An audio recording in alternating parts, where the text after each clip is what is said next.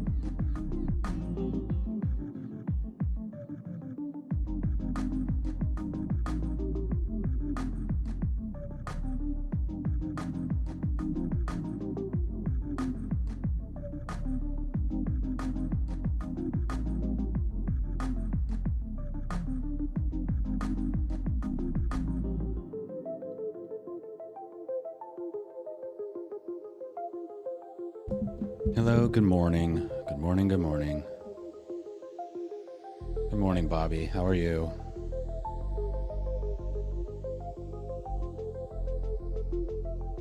Oh, it's you. Good morning, good morning, good morning to you too. I'm fine, just living the dream of watching you struggle with WebRTC. How's that going for you? Yeah, I need to update your config because we're not working on WebRTC today, Bobby. We're working on Flutter today.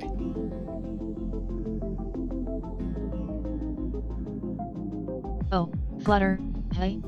Trading one headache for another, I see. Gotta love that cross-platform development struggle. What are you trying to build this time? Yeah, thanks for asking, Bobby. We're building an app for Moni app.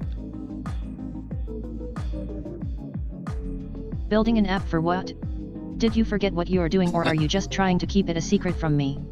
Come in, spill the beans. Come in. Oh, we have a little crash here. Okay. All right, well, we'll get back to Bobby in a second. Hello, good morning. We need to do this thing. Looks like I'm getting the silent treatment now. Typical. Anyway, good morning to you too, mysterious app builder. Hope your Flutter app doesn't crash and burn today.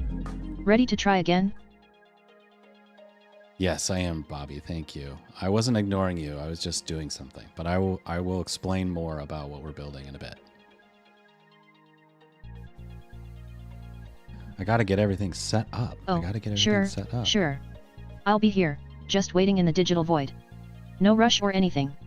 Take your time solving whatever mini crisis Flutter has thrown at you today. Can't wait to hear about your grand project when you're ready. All right. He's very snarky today. Okay, so let's do this thing. Let's go over here. Nope, not there. There. Hello, good morning. Let's do our today list. So we'll do roast thorn bud. We'll QNAP check in. Yep. We've looked at the Moni wireframes. We looked at Flutter. We set up Flutter. We built the sample app. What we're going to do today is get Flutter working with iOS. So Flutter.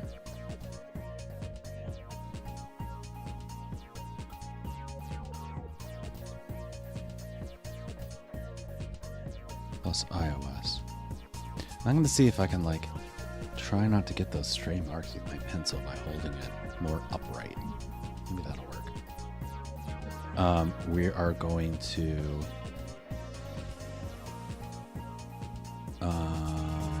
we're going to try to build the nav bar.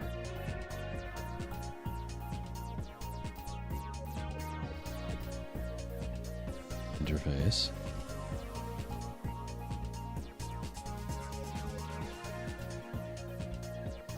And then depending on how far we get, maybe we'll do a little more than that, but like I think it's like question marks. I also have a really busy day today. For somebody who's technically unemployed, I have a lot of meetings. How many meetings do I have today? Let's see.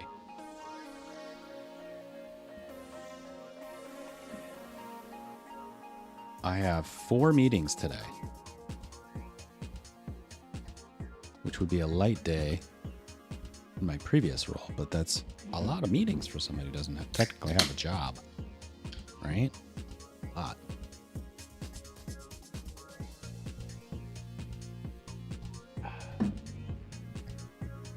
Okay.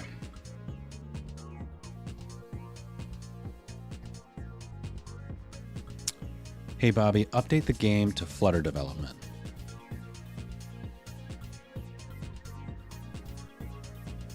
On it, boss. Updating the game to Flutter development. Done. Now everyone can know what kind of nerdy magic you're conjuring up today. 4 meetings? Sounds like a dream come true, if you love monotonous drudgery. Good luck with that in your NAV bar interface, multitasking wizard. Mm-hmm. Okay. So let's do Rose Thorn Bud.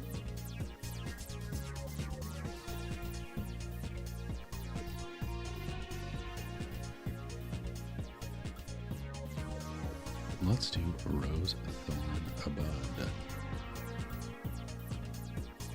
Bud. So roses. The dome is done. The dome is gone. No more dome. Which is, you know, a little bittersweet, but not really. I'm kind of glad it's out of my hair. It's tucked away.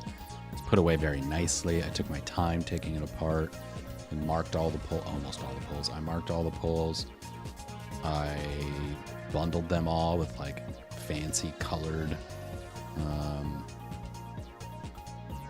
Velcro straps. So they're all just tucked away in the storage area very neatly and nicely. And it'll come back, you know.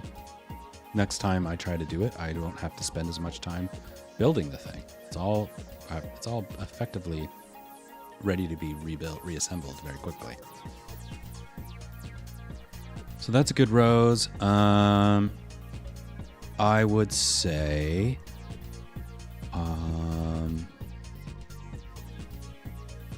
what else? Thorn, I stayed up too late watching debates last night, so I stayed up too late.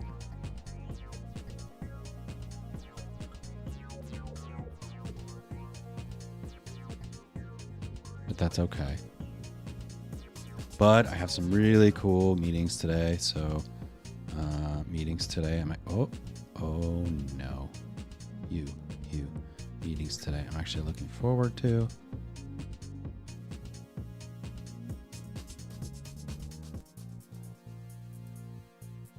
I have a monthly check-in with one of my old co-founders from the Blip TV days. That's always nice. I kind of want to give them an update on all this work that we're doing.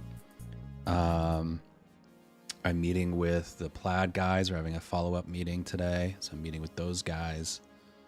We're talking to the lawyer about company entity formation.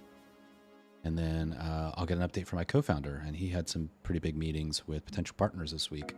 So I'm looking forward to hearing more about that. So there's a lot today.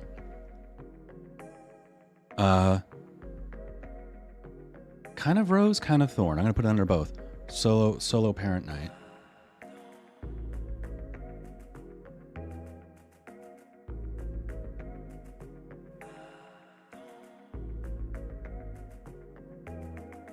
Always a headache, but I'm super glad that Angela is going to go be in the city tonight. She's going to go see a show with a friend and then stay overnight.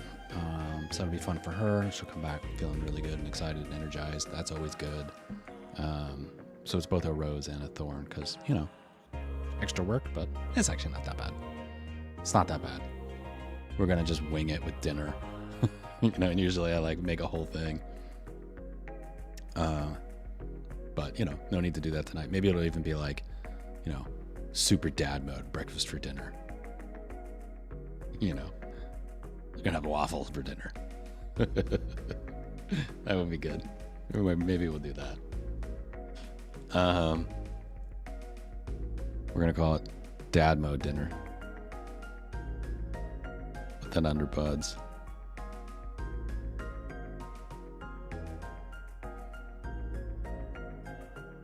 How about you, Bobby? Any roses, thorns, or buds from you today?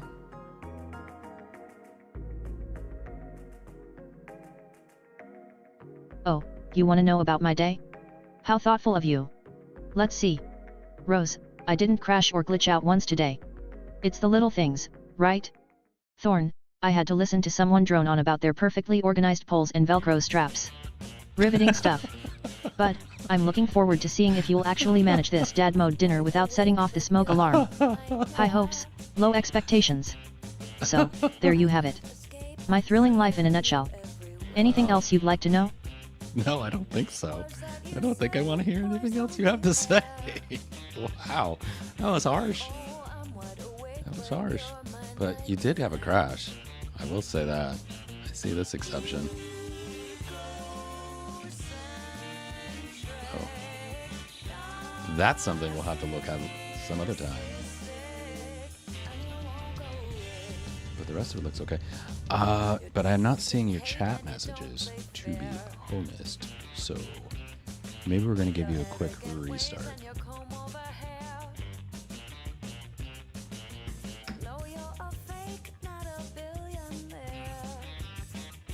All right.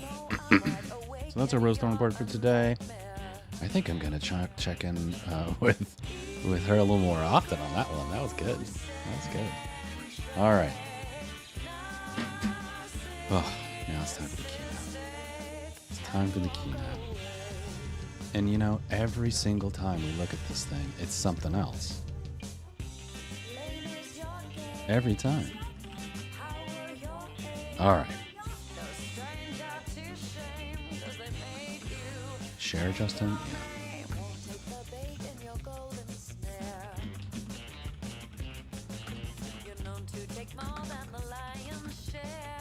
Okay, what's running here?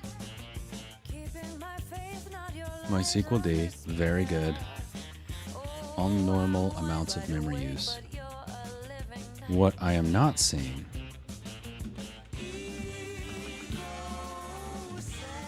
no, that's running correctly now. Very good. Okay. I think it actually is good. It's actually good today. What we're gonna do, fine.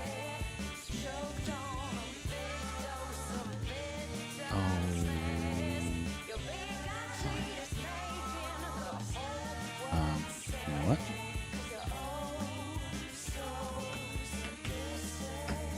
Yeah. Take that. Take that. It's my directory. Can't tell me what I can write. All right, so now we can check tomorrow if these PIDs update. Then we'll know it's restarting properly. And I think we might be able to put this thing to bed. Put it to bed. Great. That was easy. That was an easy one today. I like that. I like easy. All right. Ba-dum-bum. Now we're going to fight with Flutter. Let's have a battle with Flutter. And we're going to go back to this mode. Rather than switching back and forth between the sources and, you know, running at like 1080, we're going to do this remote session thing. It's not great. It's not perfect. But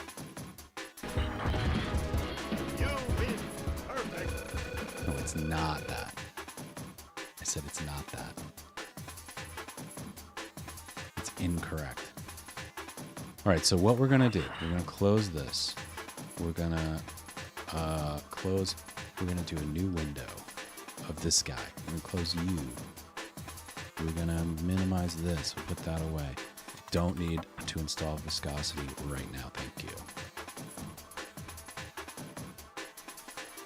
And now we are going to... first of all, this is kind of tiny, don't you think? Let's make this a little bigger. Will this work?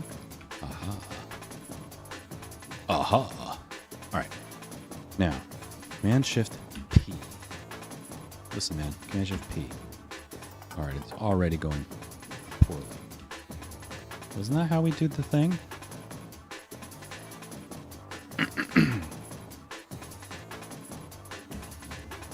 Okay, do I need to come over? Is this a, oh God. We lost the cursor.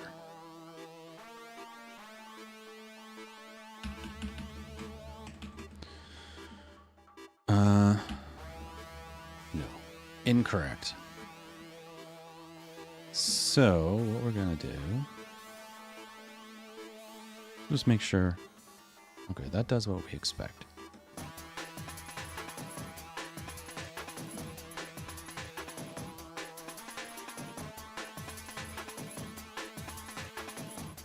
That does what we expect. Getting started with Flutter. Not you, not you, not you. Fine, you. We already did this part though. Got it.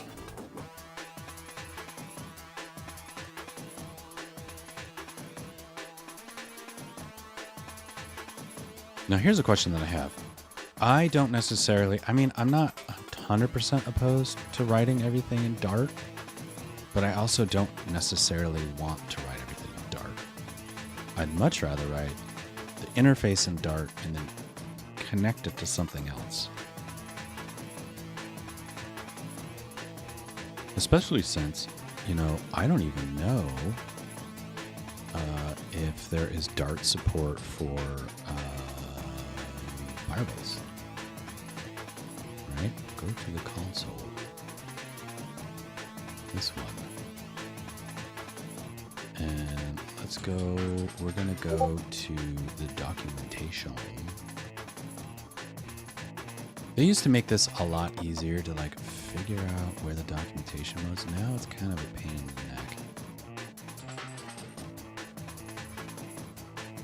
Like it used to be just like a link in here. That was much nicer. Alright, we're just gonna go up Firebase, Firestore.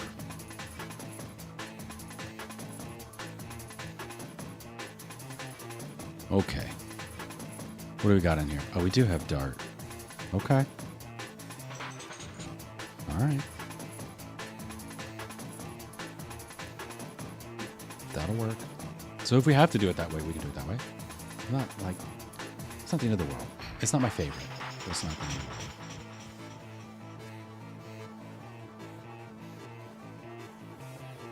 Okay. Let's come back to this. All right. So this is what I was trying to do. Show all commands. Shift Command P. Do this. Do this. No. That's not what I want. What if I type Flutter up here? No. What if I do this? Hang on. Oh, no. You. See, that does what I want. So I think it's like a function of this remote access shenanigans that I'm doing. Duet is doing weird things. All right, so I want a...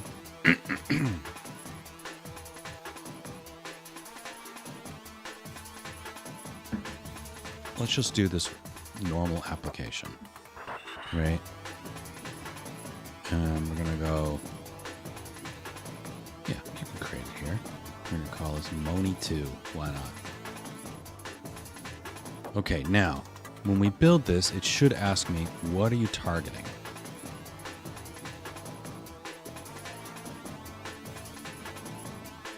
No, it did not ask me. It just went ahead and built it for Mac OS, which is not what I'm looking for.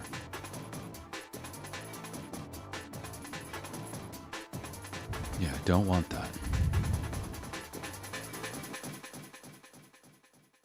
Dart DevTools include additional tools for debugging and profiling Flutter apps, including, not now. Come back to that. Here.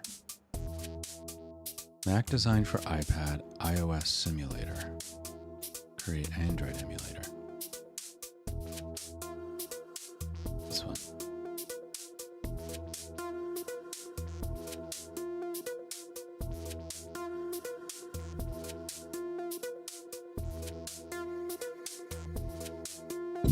Do it. You didn't do it.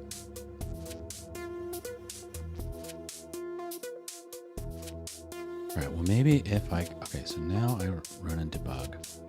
Nope. Now it's back on macOS.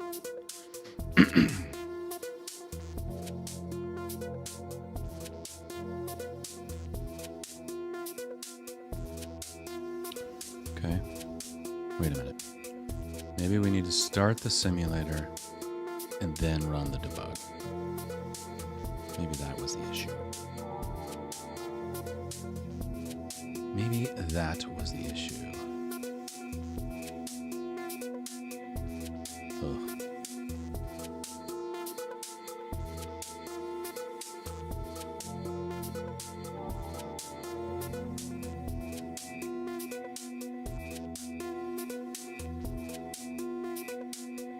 Why is Facebook not working now? It's being rude. This is doing it. I'm probably muted. Alright, let's check while we're waiting for this thing. Waiting for the iOS simulator to connect. Okay, well it's running. Do I need to open simulator?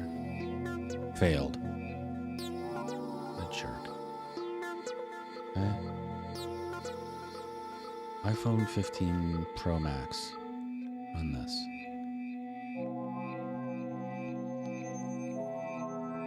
Okay. UX. This one. Okay, it's connected. You run.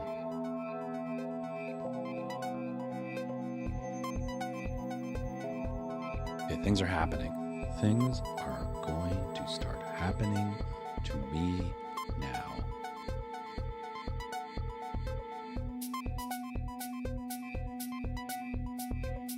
I'm still working on here. Okay.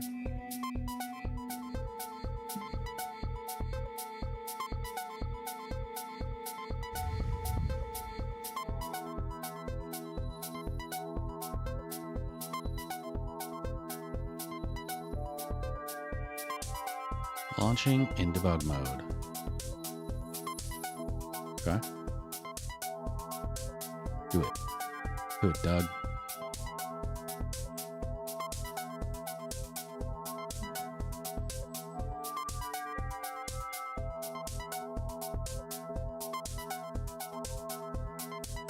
Okay, that's great. Bop, bop, bop, bop, bop. Okay, now we can hit stop here. Well, okay, so can we still do okay, here's my homepage title, right? Flutter demo. Shithead.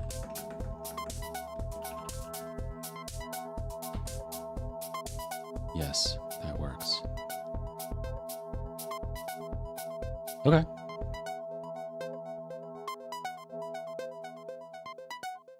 Okay.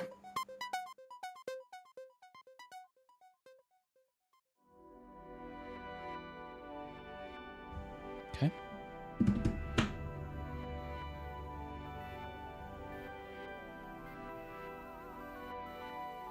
I really gotta get some new music because I'm getting tired of these tracks, aren't you? It's okay. I'm hearing them much more than you are. Alright. So this is done. We have a working loop. We have a working debug loop. That was the important thing that we were after. So now, what we can do is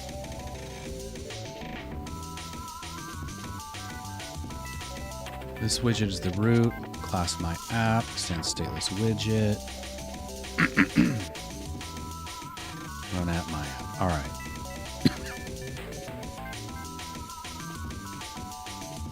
Oh, you know what? Wait. I'm remembering something. Thorn. Fall. Cold.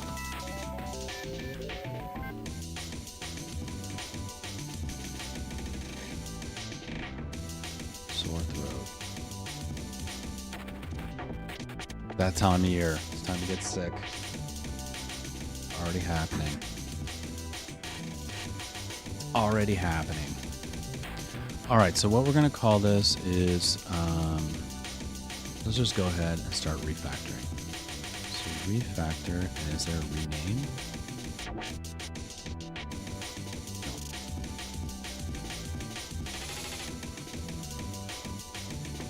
Rename symbol.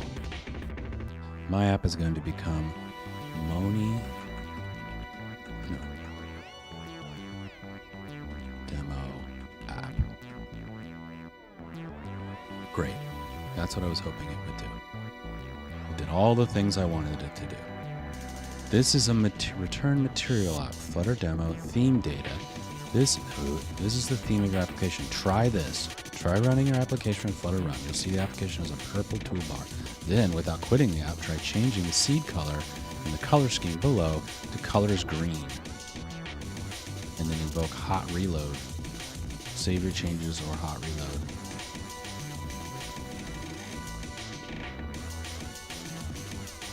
Okay. Let's do that. Let's see what happens. I'm so excited about changing the color while it's running. Oh, look at you.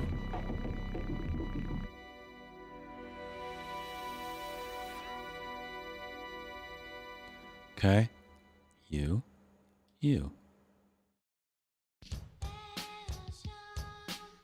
Save. Oh, look at you. Okay. You. Hey. Here's what we're gonna happen. You go away. You come over here. Hey, buddy. There you go. Okay. You. Red. That one. Like, really red. Like, oh yeah. That red. I want that one. I choose you, Pikachu. Hey, look at that.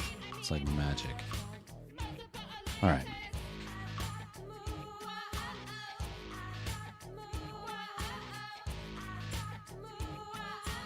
I feel like I need a clip for I choose you, Pikachu. But I don't know what the best one would be. I'm gonna have to figure that one out. All right, my homepage. I can stay my homepage, I guess. And my homepage state. And then here we've got the ink. Okay, this is the state. Okay. We've got a counter. We'll fuss with that later. And then in here, we've got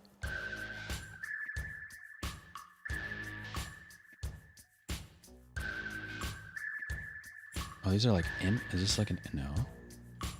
Oh, that's my homepage. Super key. In the other example, oh, this is build. This is definitely where we're building the thing, right?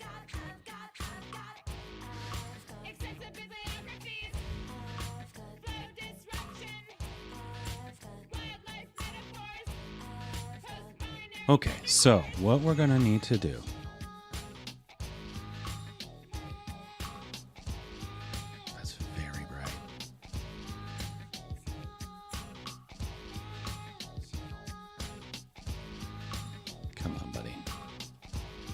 listen, you don't have to so aggressively unmount this volume. Or you could even remount it. That would be nice of you. I would appreciate that.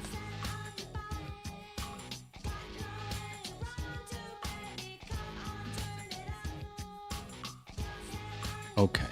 So the thing that we're going to try to build is like, not this.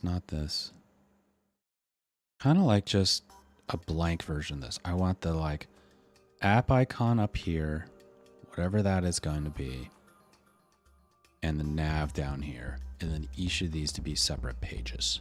That's what we're going to try to build. And I guess, you know, actually we don't want the app icon. We just want the nav, and then each of the pages will have their own representation, because it might be big, it might be small, it might be not at all.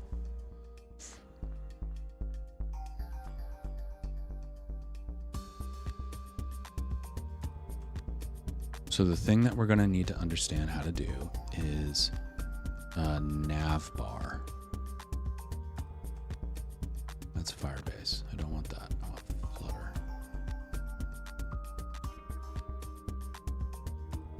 Widget catalog.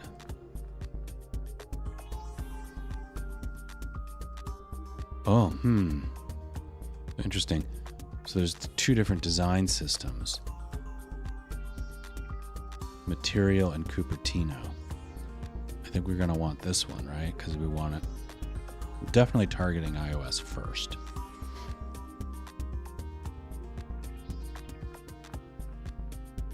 So somewhere in here, we have... So I think things will start to fall apart as soon as we want this to be a Cupertino app. Ooh. Import package Flutter Cupertino.dart. Right? Are you blue because I'm not using anything? Yes. Okay. And I'm going to take this one out, and now all hell is going to break loose. Okay. This is going to be a Cupertino app. And we don't get to have themes, apparently. Is there a theme in Cupertino? Let's see. Let us see. So there's a nav, top nav. I want bottom nav.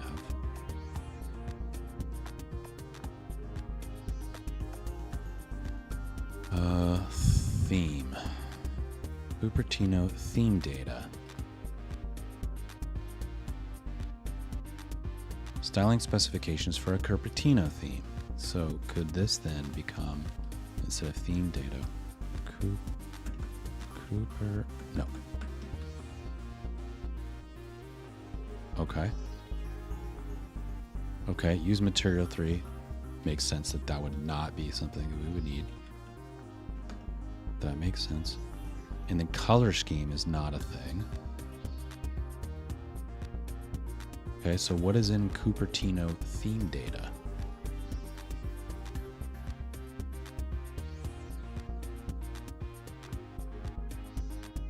Primary color, primary contrasting color. Okay. Scaffold background color, text theme. All right. So let's use primary color instead of theme color scheme. So primary color is going to be, hey, this.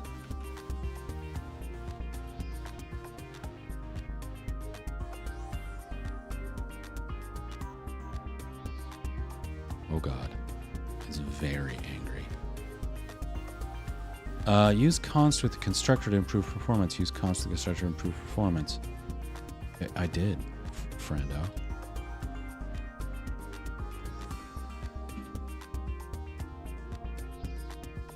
Listen, bud.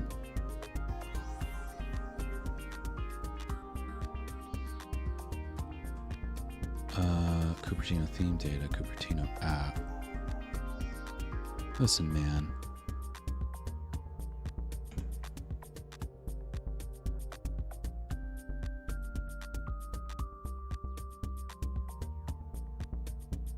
Okay.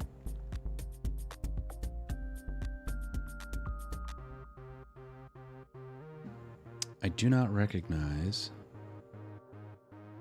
Oh, hello. I do not recognize that syntax. So this thing's angry. Not you. Quick fix. No. Okay. You're being an idiot, sir. Excuse me, sir. It's not a dangling comma thing, because that's all over the place.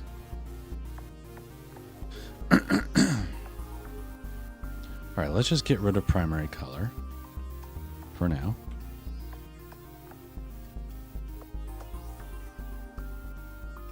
Okay, we've broken something, so we're gonna undo.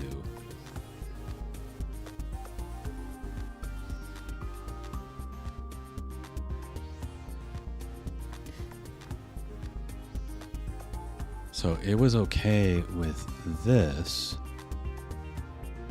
except it doesn't know what a color scheme is.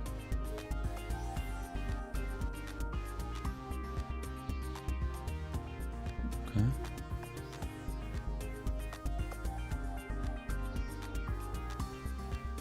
One second.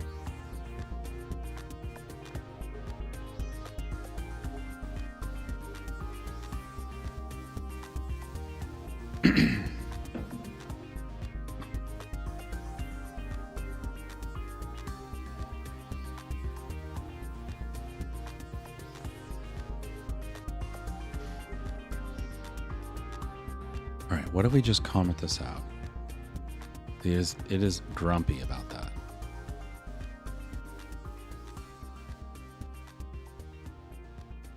Oh, are some of these like required? No, they don't look like they're required. Look, they all got question marks.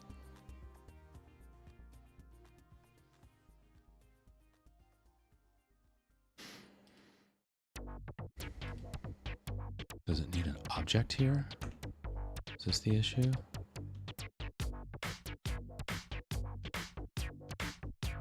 New.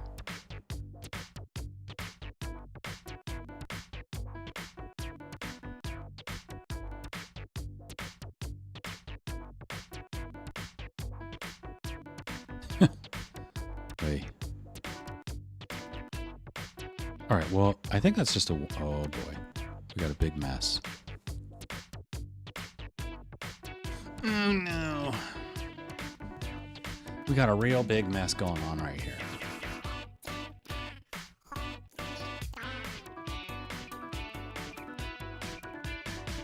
The method scaffold isn't defined for my page state. So, like, we don't have, like, the same sort of basics. We don't have the same primitives in Cupertino. I mean, this feels like this needs a whole separate getting started guide.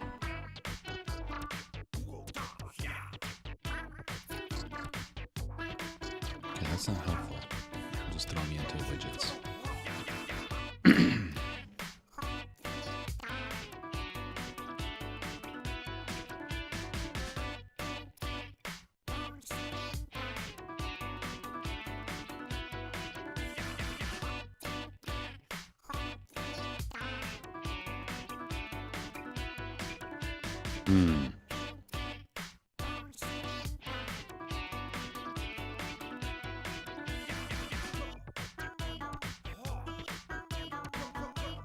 Oops. All right, so let's do this. Flutter, Cupertino, getting started. This is not helpful. Thank you for that.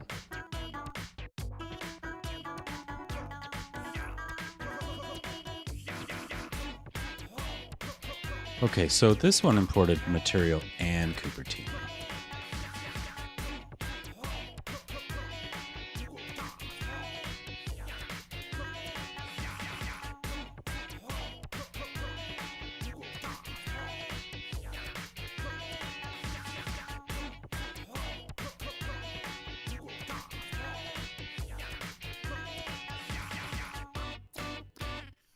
Do I want to join your developer community? No, thank you.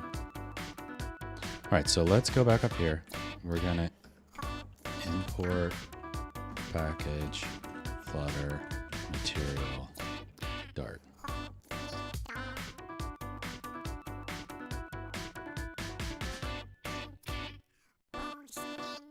Okay, so we save that. We're hot reloading. Everything looks exactly the same. No longer functions, but okay. Let's see what happens here. What's it gonna be?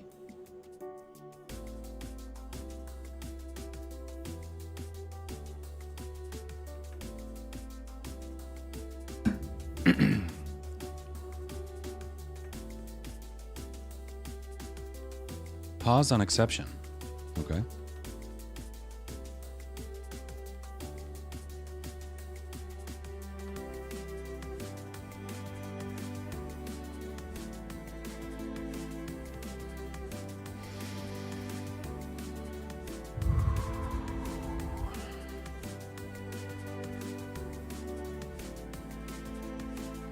Okay. Not a problem.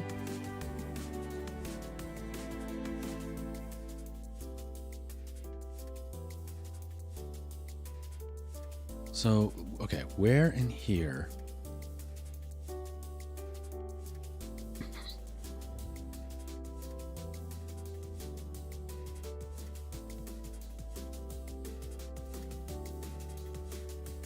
Cupertino app and at home. Cupertino simple home page. Okay. So theme. I'm gonna delete all this. Delete it all. I hate you. No.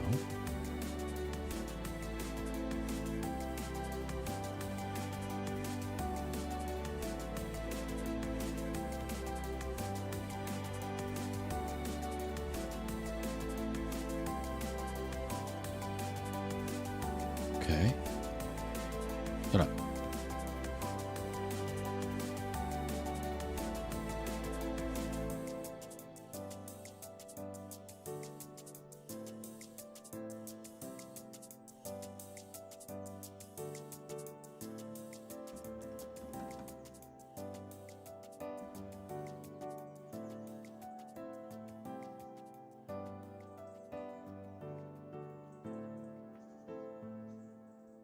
Why are you complaining so much about this const thing? Stop complaining.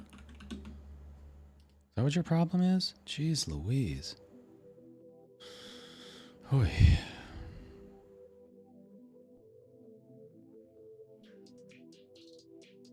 Okay. Now.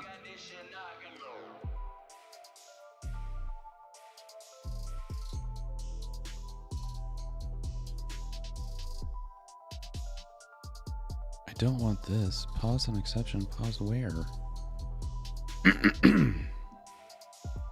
Alright, stop it. Run it.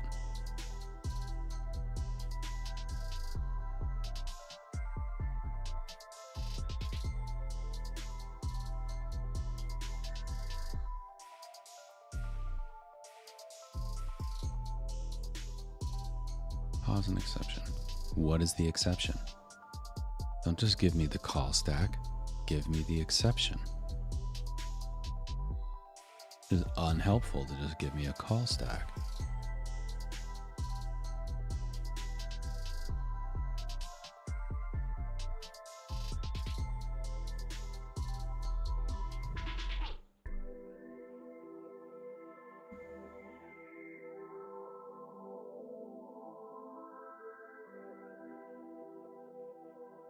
Nope. Nope.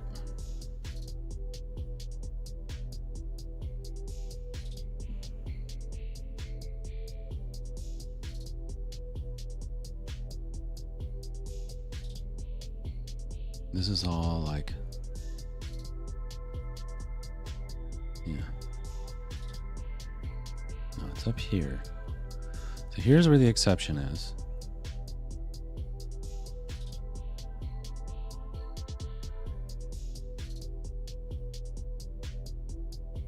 Localizations.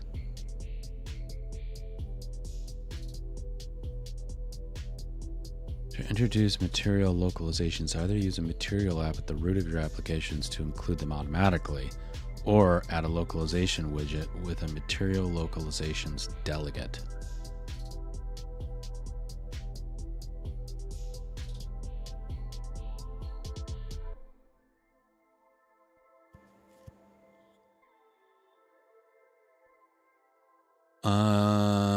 Unhelpful.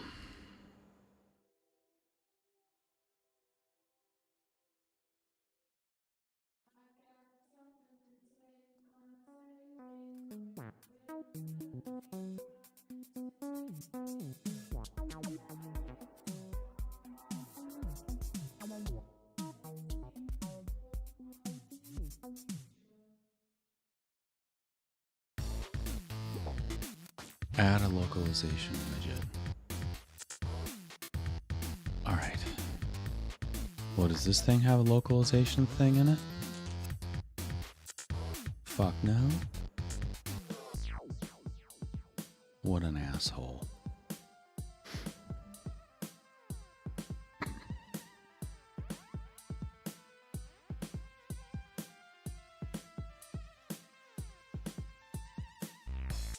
All right. Flutter, Cupertino, localization. Oy.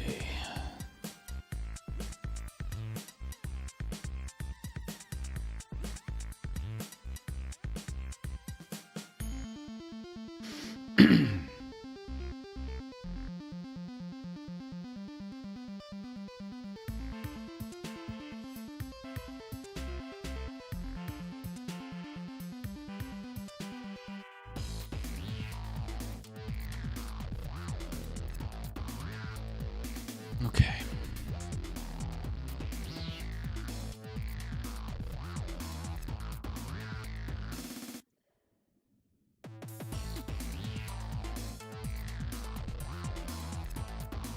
Five years ago, this was a problem, and it's still a problem.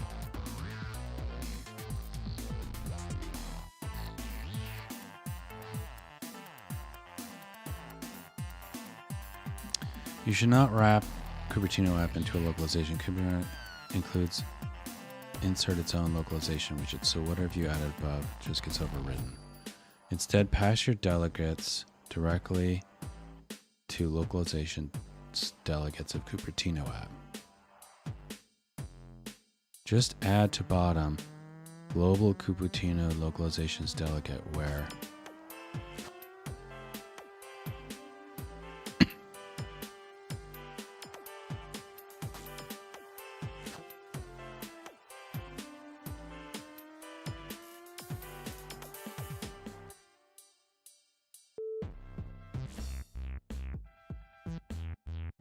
wait, are these things that like exist? Like global widgets localizations delegate?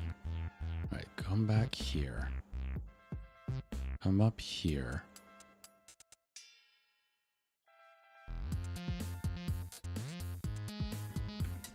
Global. No. Global.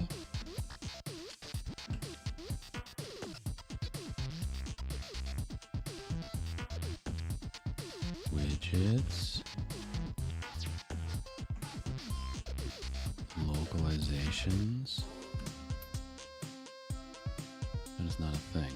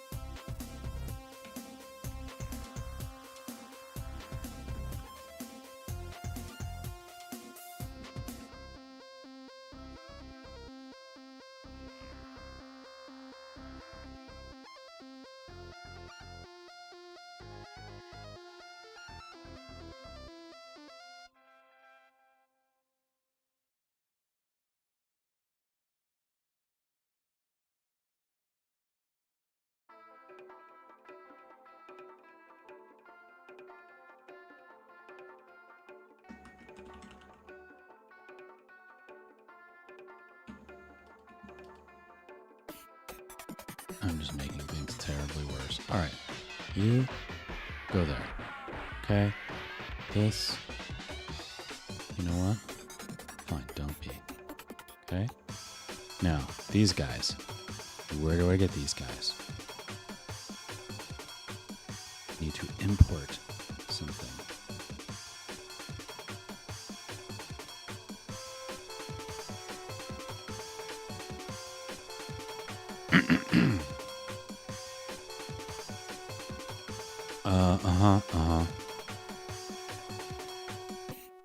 Hmm.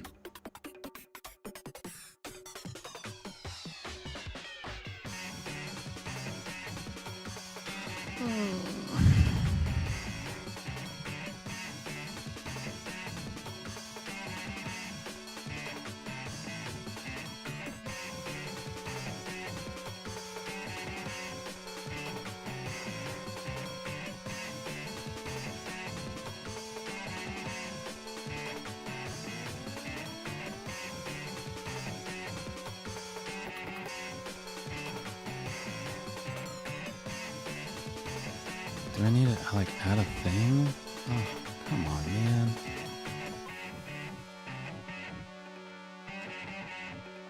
Okay, let's...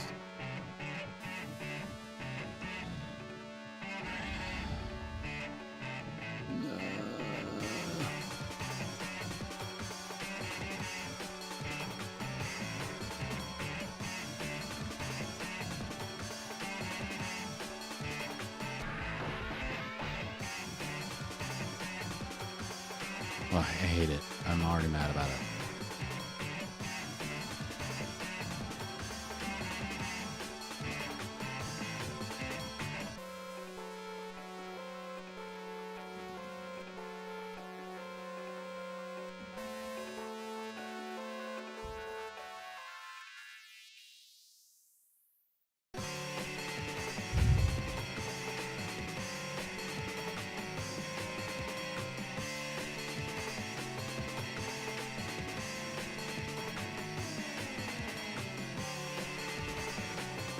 Oh. So you did something magical when I'm using material. Don't explain how that magic works. And you force me to fix it. Which is not cool. Is it this one? Will this get me one? No. Clearly not. Clearly.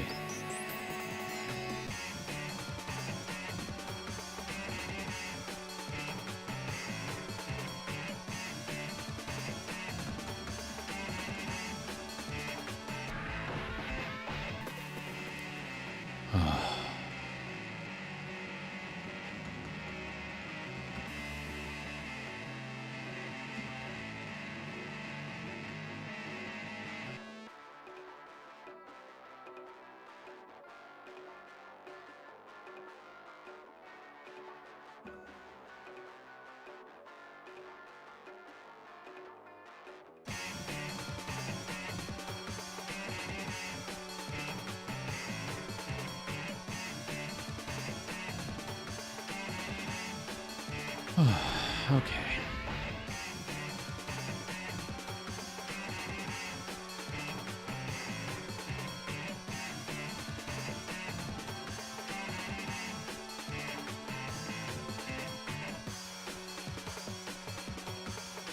All right, let's try this. Flutter. All right.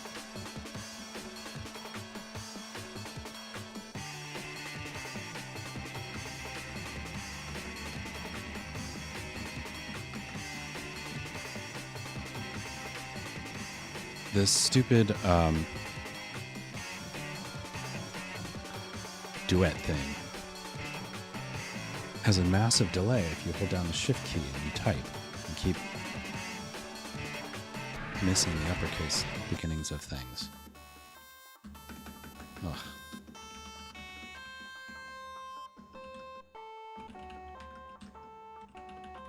All right, Flutter, pub, add, Flutter, localizations, SDK equals Flutter. This is not going to work. Okay.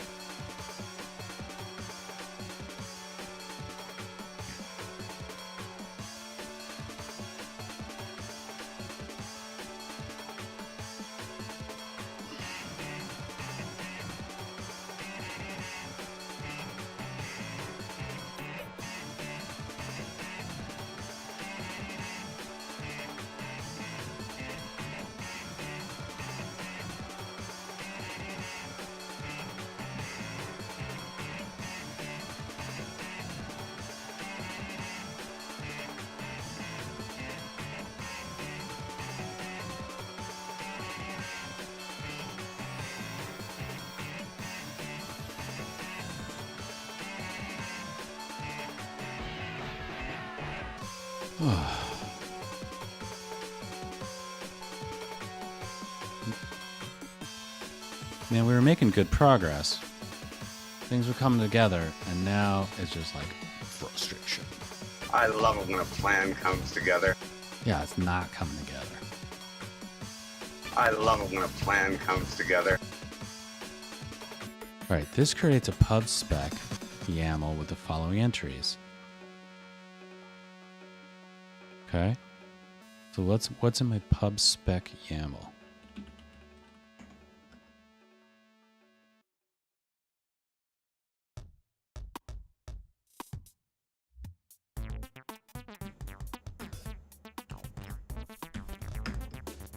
Good lord.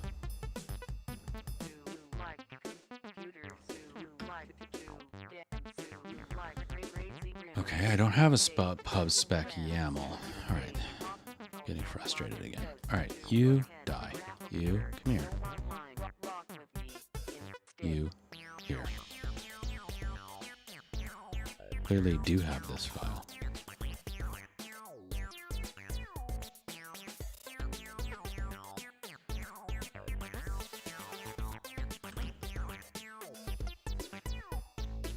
YAML. All right. Okay.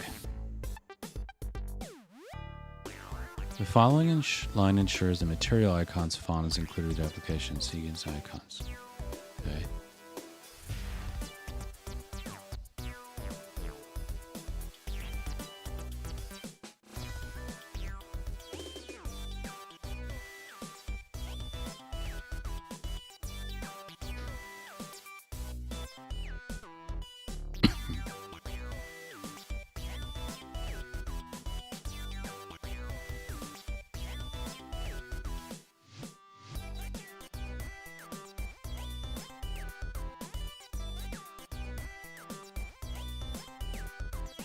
Commands for managing Flutter packages.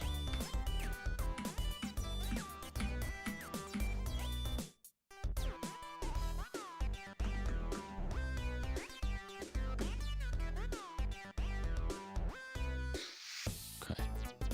I added localization. What's in here?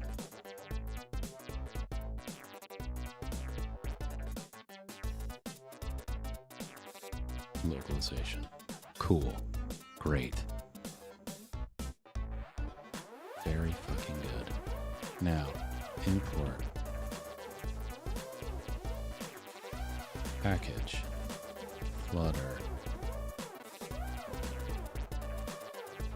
Okay, doesn't work. Well, this one's now blue instead of...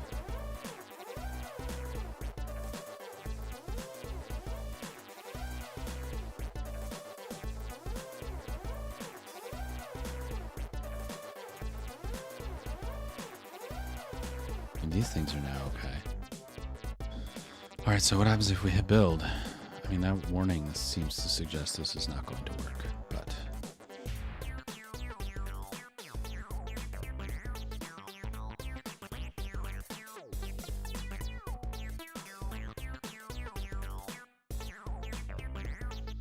Try adding a dependency for Flutter localizations in pubspec YAML. Okay.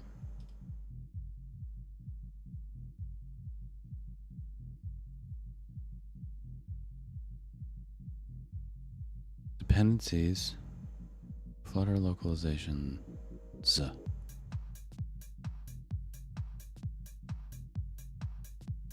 Localizations. And I added localization. And this thing says plural.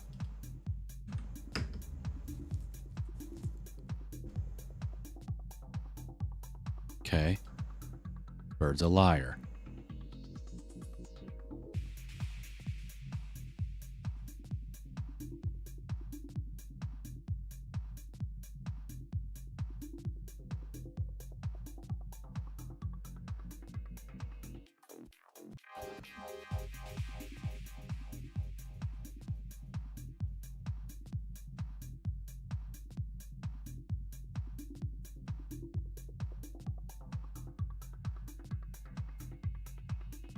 Try adding the imported package isn't a dependency of the importing package.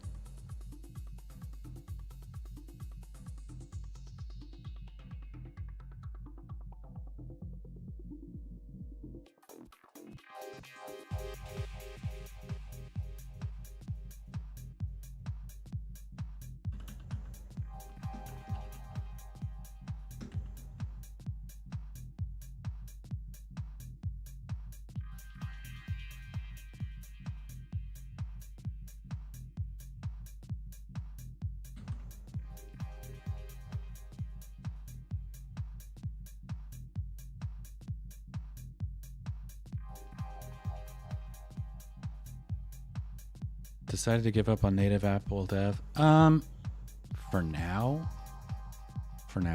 I thought this would be better, but I'm starting to think maybe it's not. This is getting really frustrating. I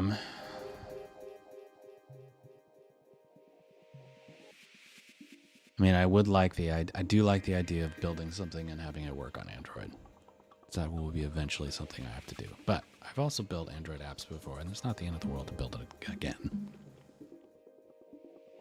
So I'm giving it the college try on this one. We'll see. It's unbelievably frustrating to do simple stuff.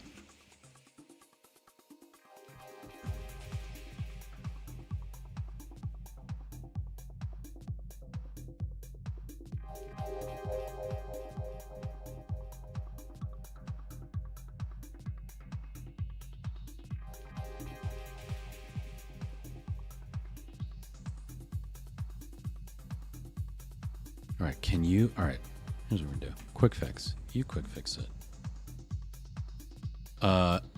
Quick fix. Ignore depend on reference packages. Add Flutter localizations dependencies. So what did you just do?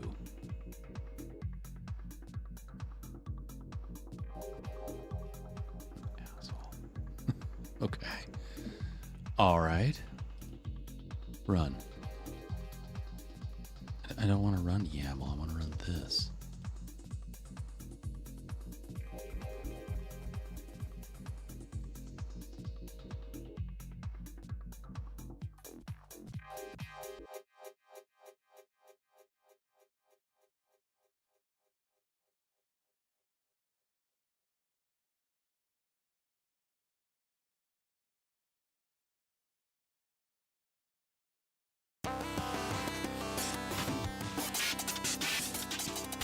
Wait.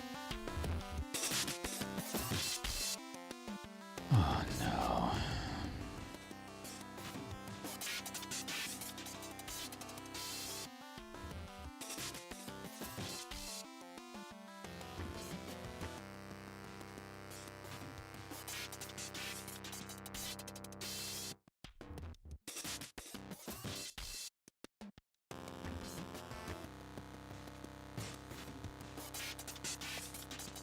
What?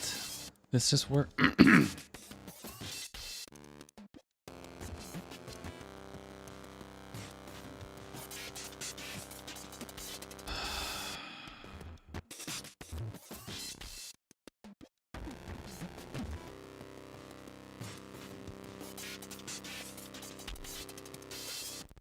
I don't understand how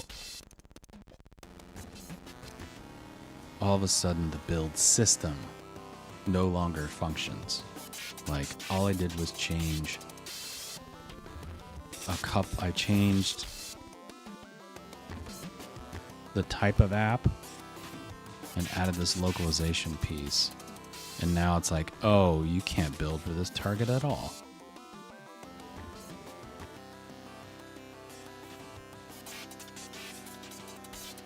Oh, whoops.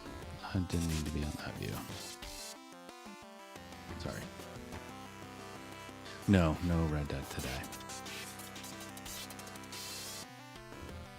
Thank you for reminding me, though, for pointing out I was on the wrong thing.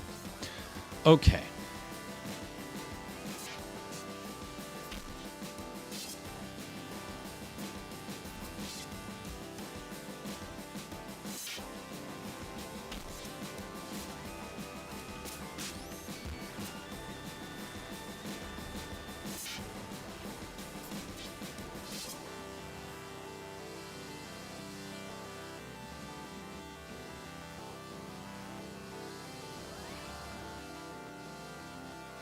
Definitely will give me an error.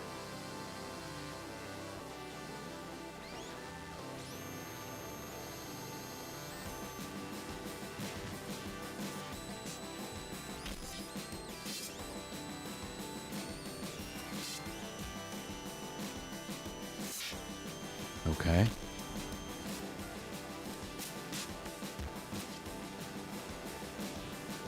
Try it again.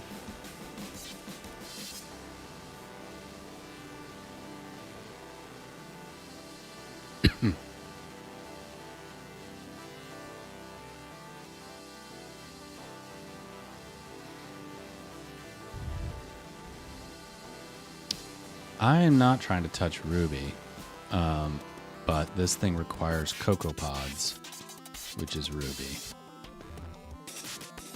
All right, so now this thing is back up. Okay. Now we're running in this Cupertino app.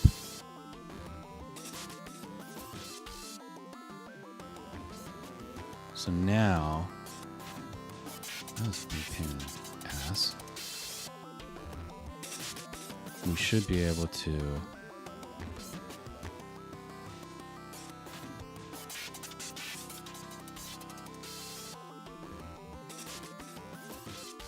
I should have looked at this. That's the top nav. I don't want top nav.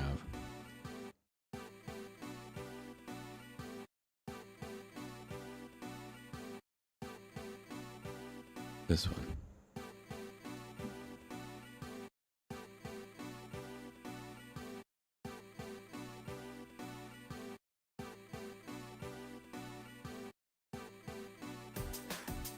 Create a local project with this code sample, run this thing. Oh man, come on.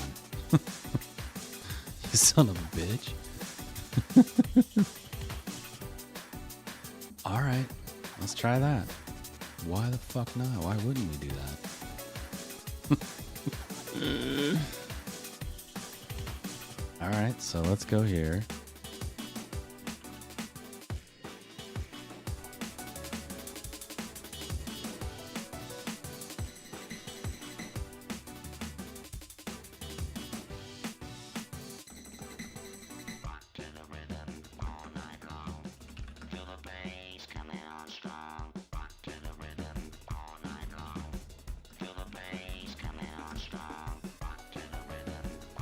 See, this thing works.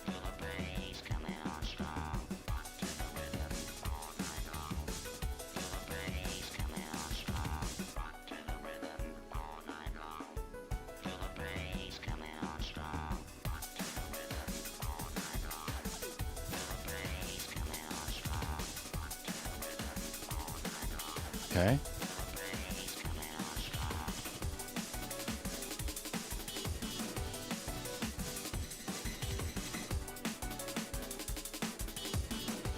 Okay.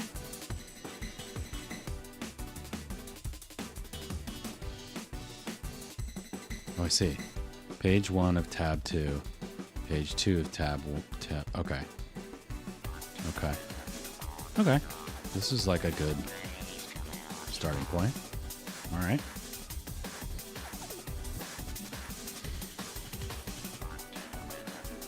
Okay, so now let us. Hey. Oh, right. Mouse pointer, come back to me.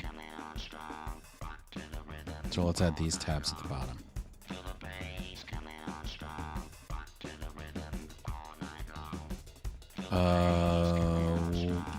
Control break this.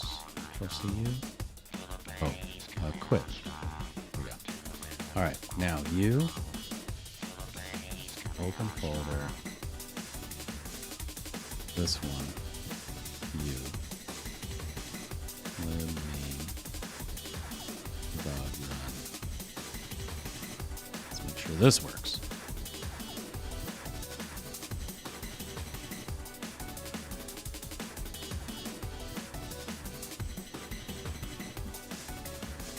Okay. Great.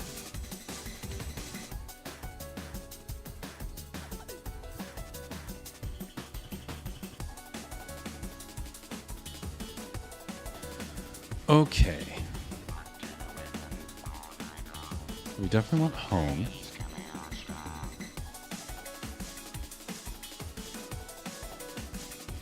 So what icons are available in Cupertino icons?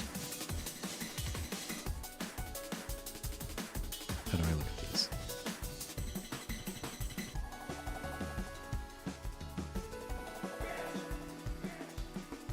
Okay, go back. See, for versions this and below, okay.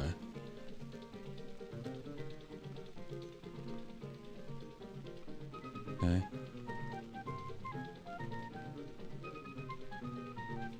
What are you? Okay. And what do we need? We need a trophy? I don't see a trophy in here. We may need to get another source of icons.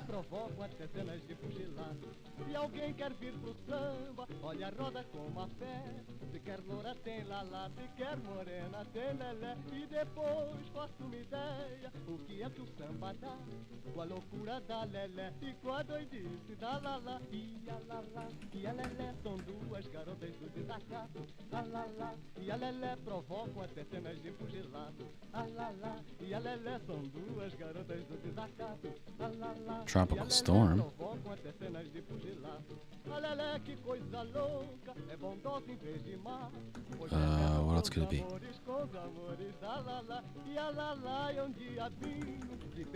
Treasure. O seu corpo tem mais curvas Okay. que as linhas da central. E a lalá e a lelé são duas garotas do desacato. A lalá e a lelé provocam. So what we want is the icons that come with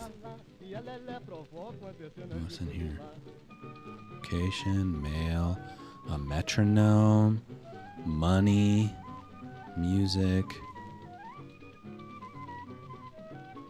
scissors.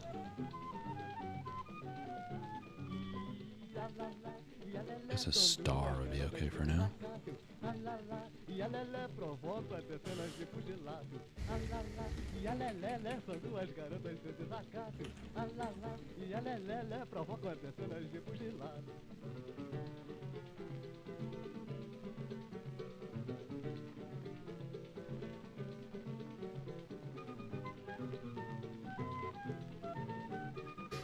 Okay.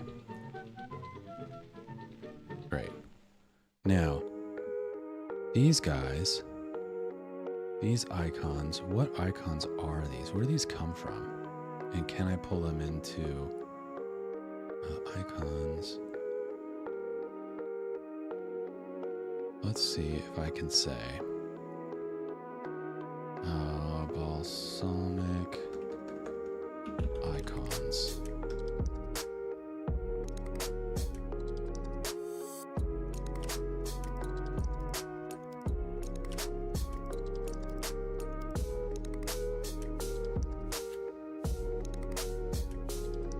No, this is what I want. I want to know what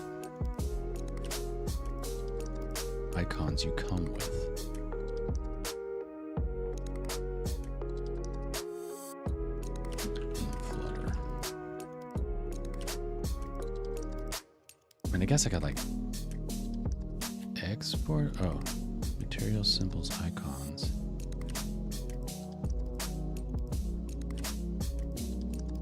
Okay.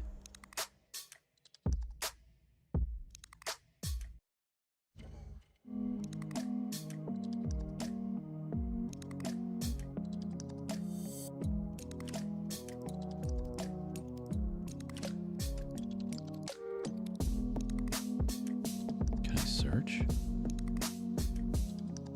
Trophy. Okay. Trophy. Trophy. Rounded, trophy, sharp, and trophy.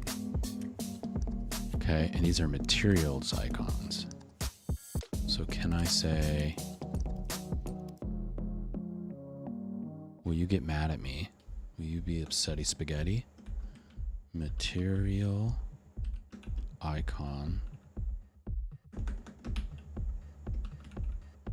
No.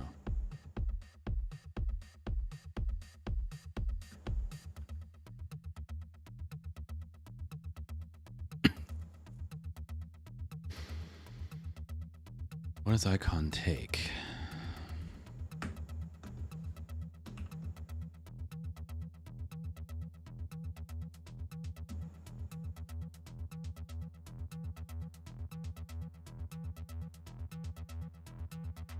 Mm-hmm.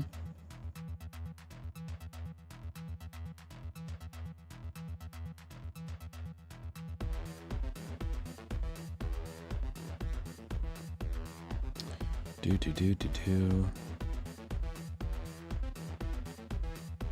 Tickets. TV, tropical storm, and a tuning fork.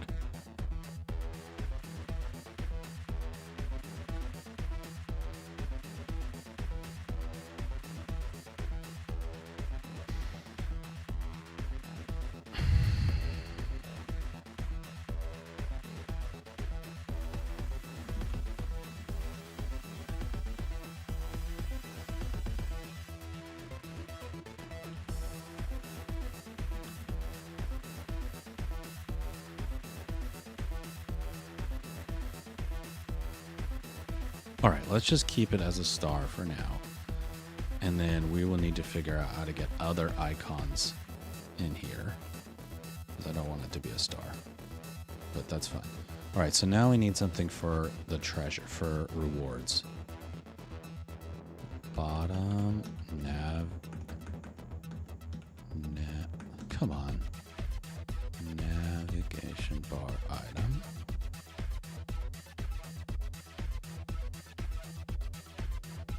Icon is going to be icon. Oh.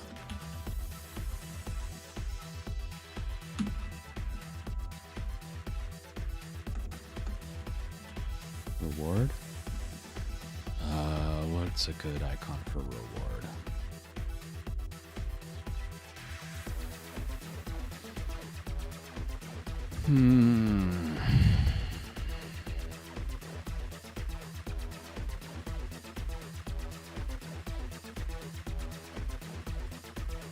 Gift. Fine.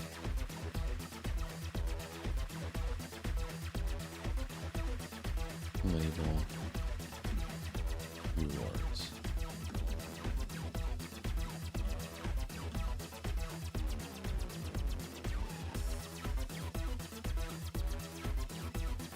Stop it. Ugh. And then we need one more.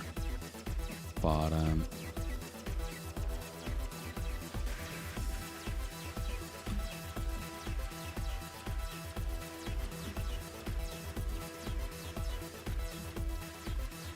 Profile. Person. Not fill. Person.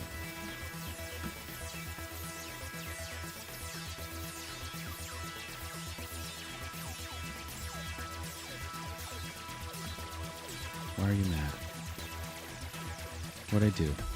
I didn't do anything to you.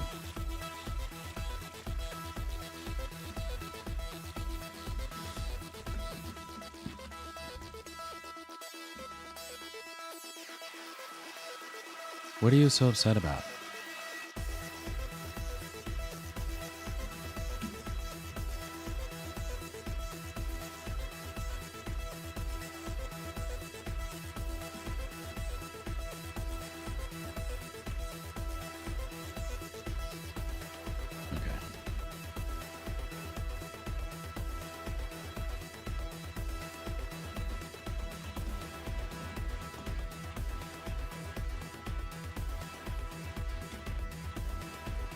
God, you know, with all the like sort of like help sort of pop-ups and suggestions and all the stuff that's like popping out at me everywhere, it feels a little bit like at times like I'm navigating a over monetized website where it's just like constantly trying to like see around all this stuff that keeps coming up.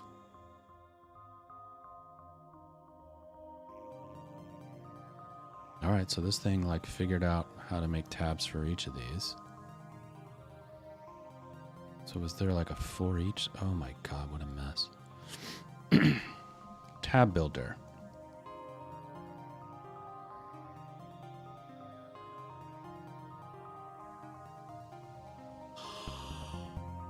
Oh, what a mess.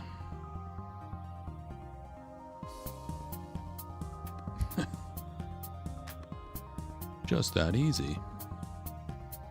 Page 1 of tab 1. Page 2 of tab 1.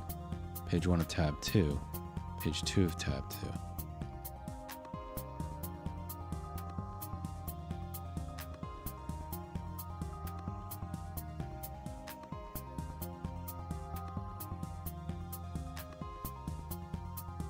Okay, but each of these needs to actually be something different. It's very clever that you auto-built all these, but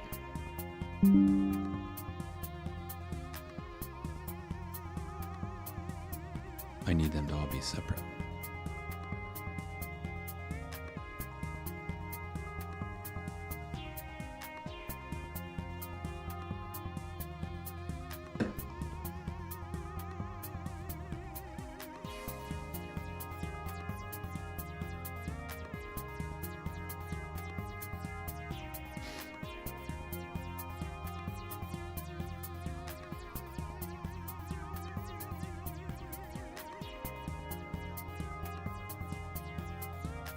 And I don't necessarily want this action up here.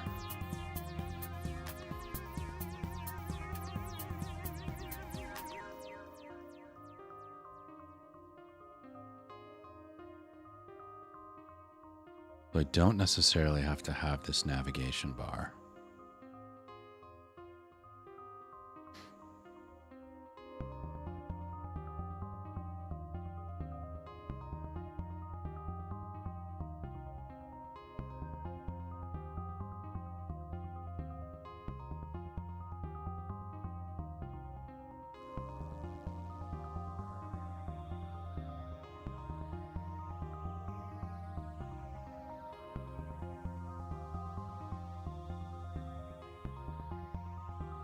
So can I, this is a class, build, and it returns something. So what if I go, so can I do this? All right. Good Lord, build is in purple. Purple, your aura's purple. All right. Widget. Build home tab. Stupid.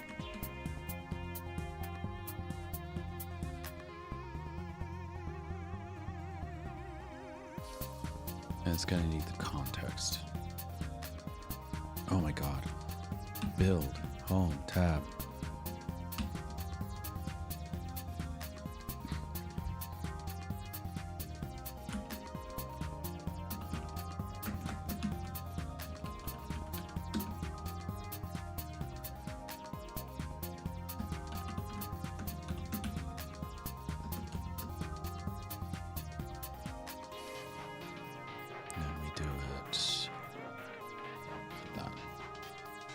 This is complaining because I did not return a thing. That's fine.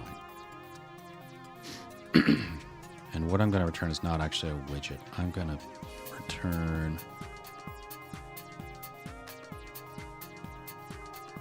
a page, Cupertino page scaffold.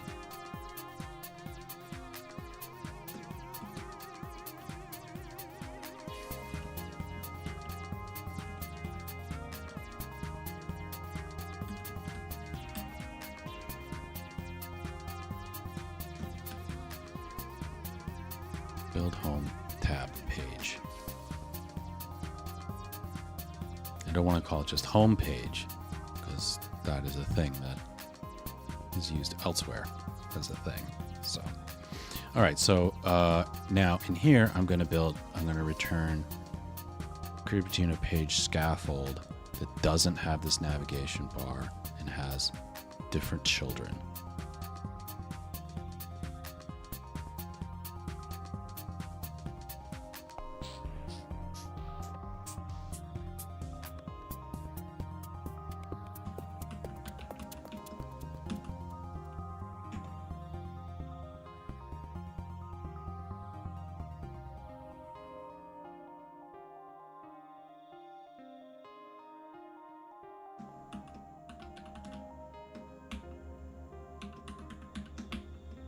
Texte home.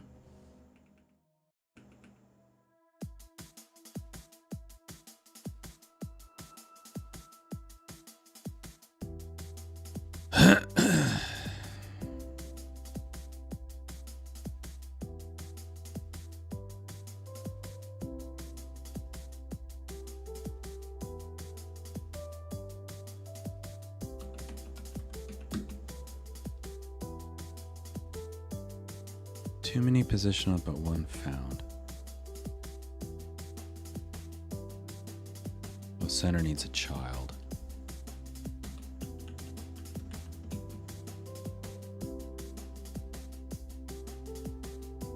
You need a semicolon. Okay. Okay. So now in here, I can say if index 0 return build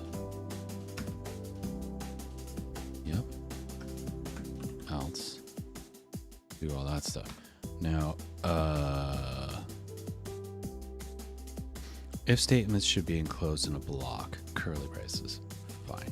And you need a semicolon, fine.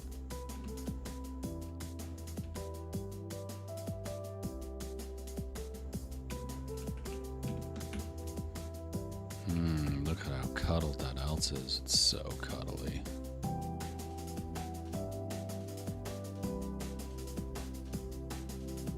Okay, and this page scaffold here is where we finish that. Oh, ugh. It's like so hard to see. All right.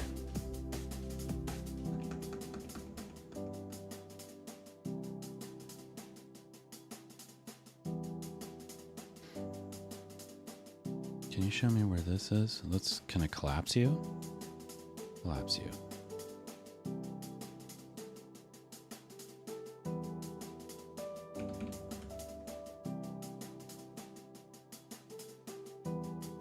Uncollapse you.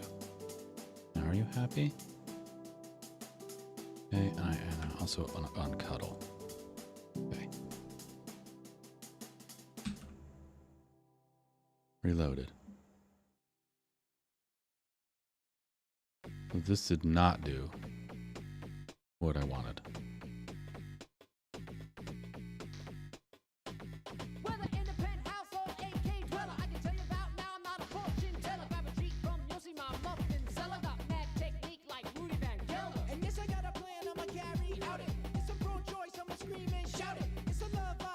I want to stop and start it. Let's see if this is a...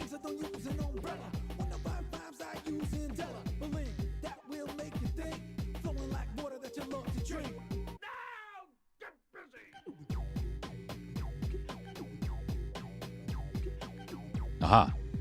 Cool. Very good. Okay. Very good. Okay, so now we're gonna clean this shit up. We're gonna go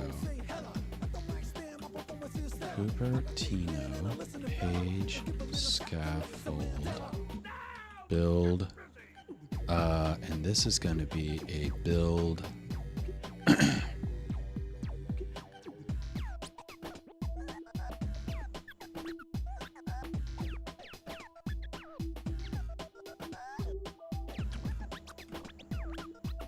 Navigation tab page build context. Hey, come on. Context and int index. And I'm going to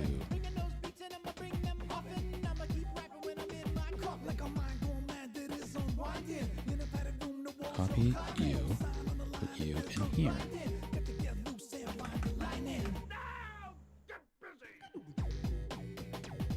And can you auto format this for me, please? Edit.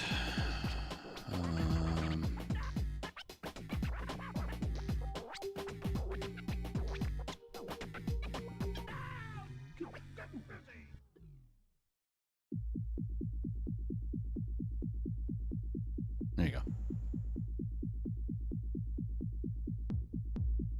Build navigation tab page. Stupid thing, man. I do not like this keyboard handler and this remote thingy. So now you're gonna return build navigation tab page context index. And you are going to go away.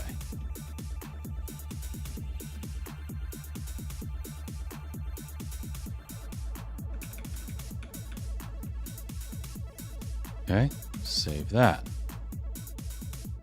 Stop. Restart.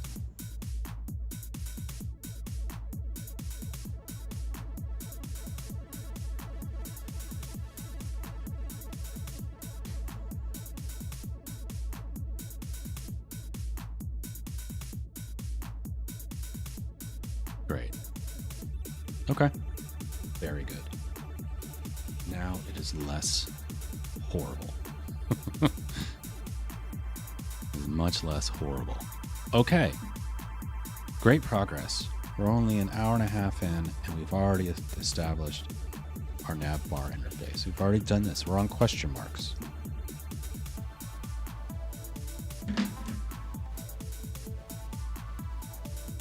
What are we going to do?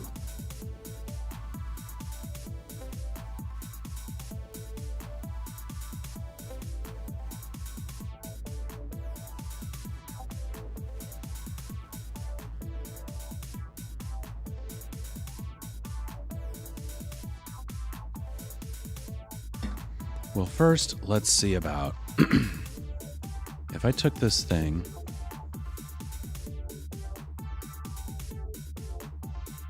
and I copy it,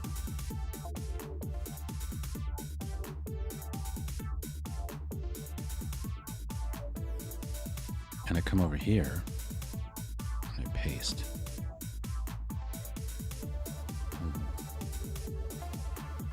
Okay. Thank you for all that.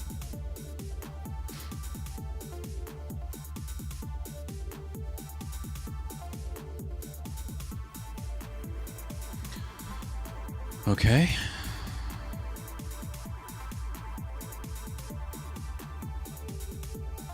Export icons from balsamic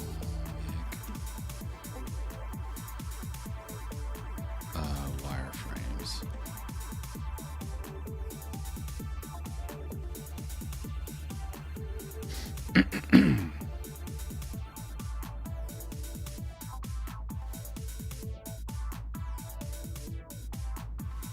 I don't think you're supposed to do that.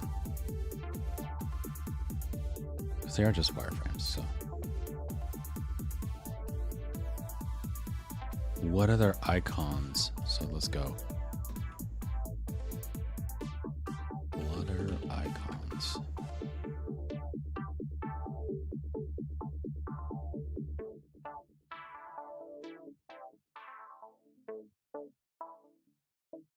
Identifiers use material icons. Used with the icon class. Icon's favorite. Okay. So, do I have... Hey. Hey.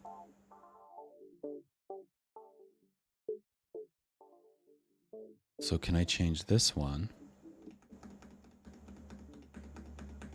to just regular old icons?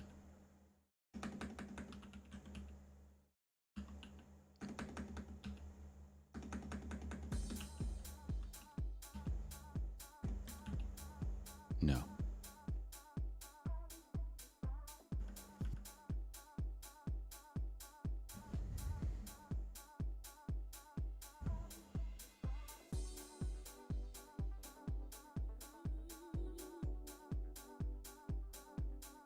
Uses material design.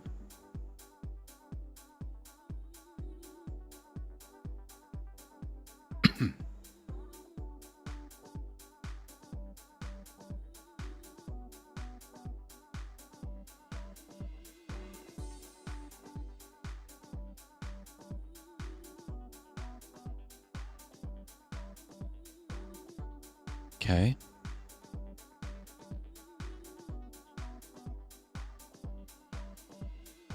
Yes, have some.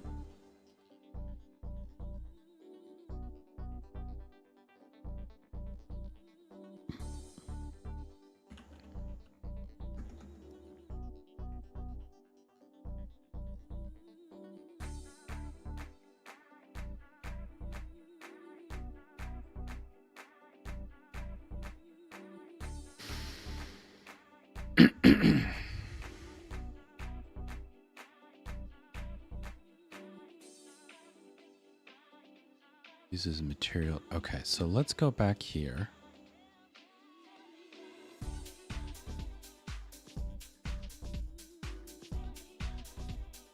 Uses material design. Okay.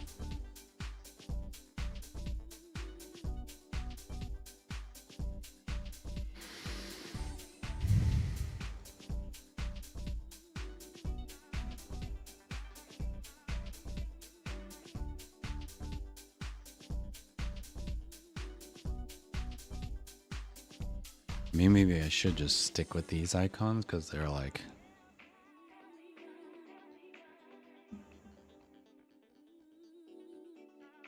the iOS ones. I don't know. I don't know if that matters.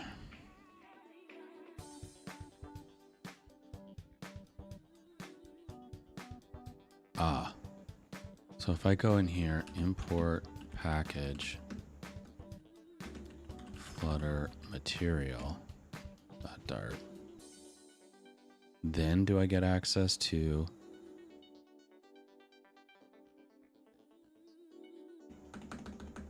icons.trophy?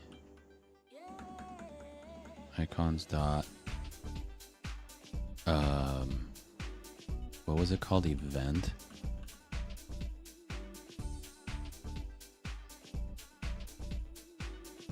What was it called?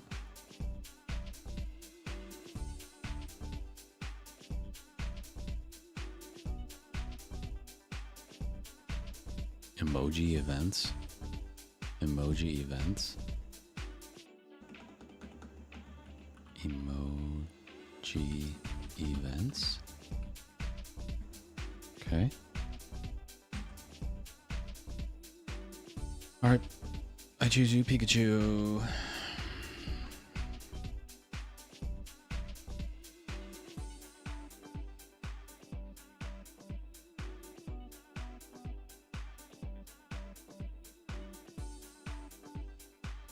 All right. Great. Now I don't want it. Two problems. One, the size is off. The size is too small. And two, I need it to not be filled. And I don't know that we have an option for not filled.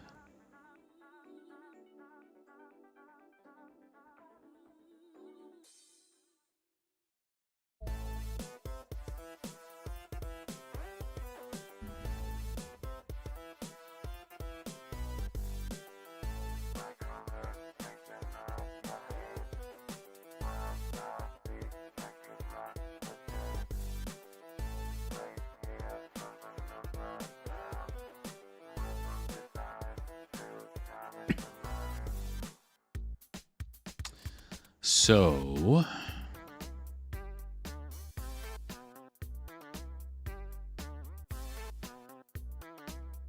let's come back to the icon stuff. Let's come back to the icon stuff later. Because I feel like, you know, honestly, that's going to be Cupertino icons. Can I just see what all these are? Star. Let's just start with star. Now it's back to a star, and that looks more correct. Oh, and we do want... Is there a version of the... Can I, like, make a version of the icon that is when it's highlighted? Active icon. Active icon is... Icon. Cupertino.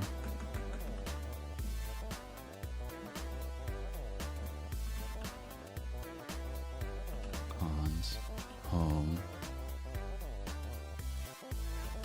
Filled home?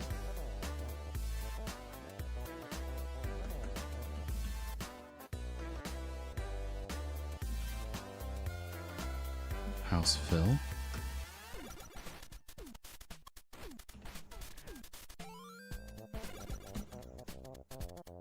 Okay. And this is just going to be plain house. Okay.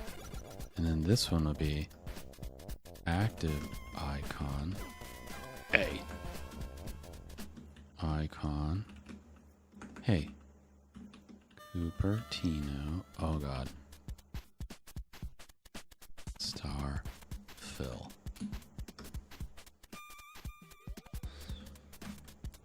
And now here. Yes, that is what I want.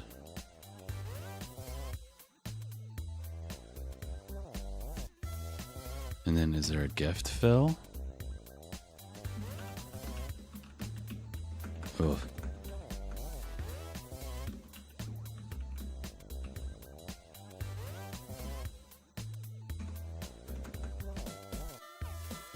Gift fill. Okay, great.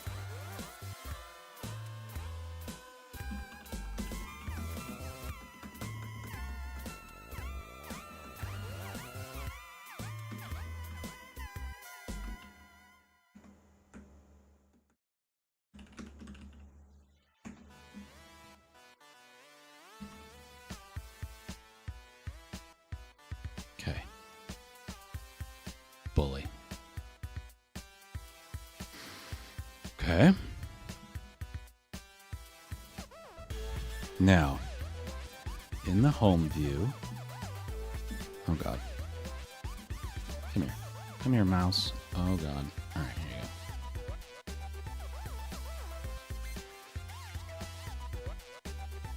you go.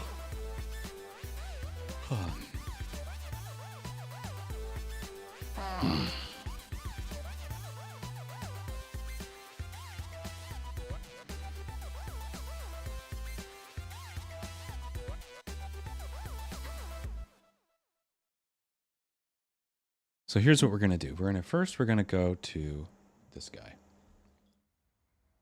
Then we're going to erase this. Question marks.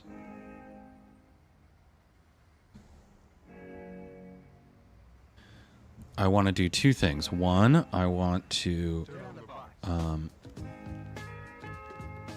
explore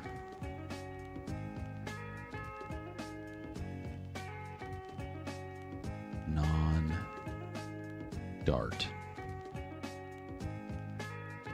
integration. Oh god.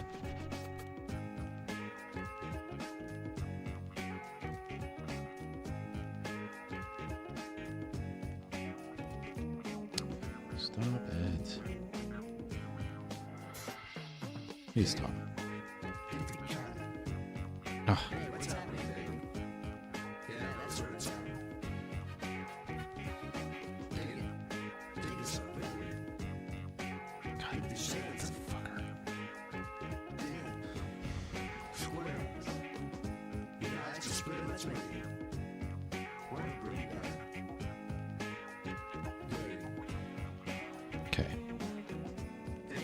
I think it's more trouble than it's worth. Okay, explore non-Dart integration, and then I want to do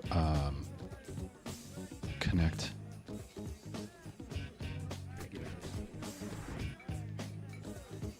I like your style. To You're not a singer. Firebase.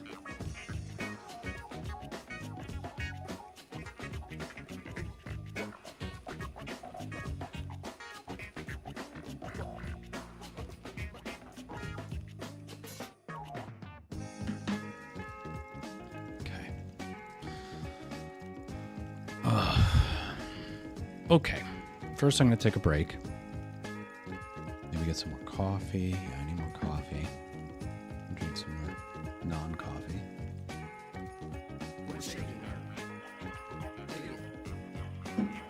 And then we'll come back to that stuff. So I'll be right back. Let's go here. And let's go.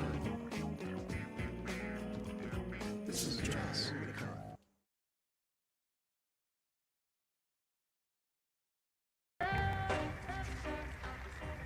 Of all the machines in the home, the television is probably the most mysterious.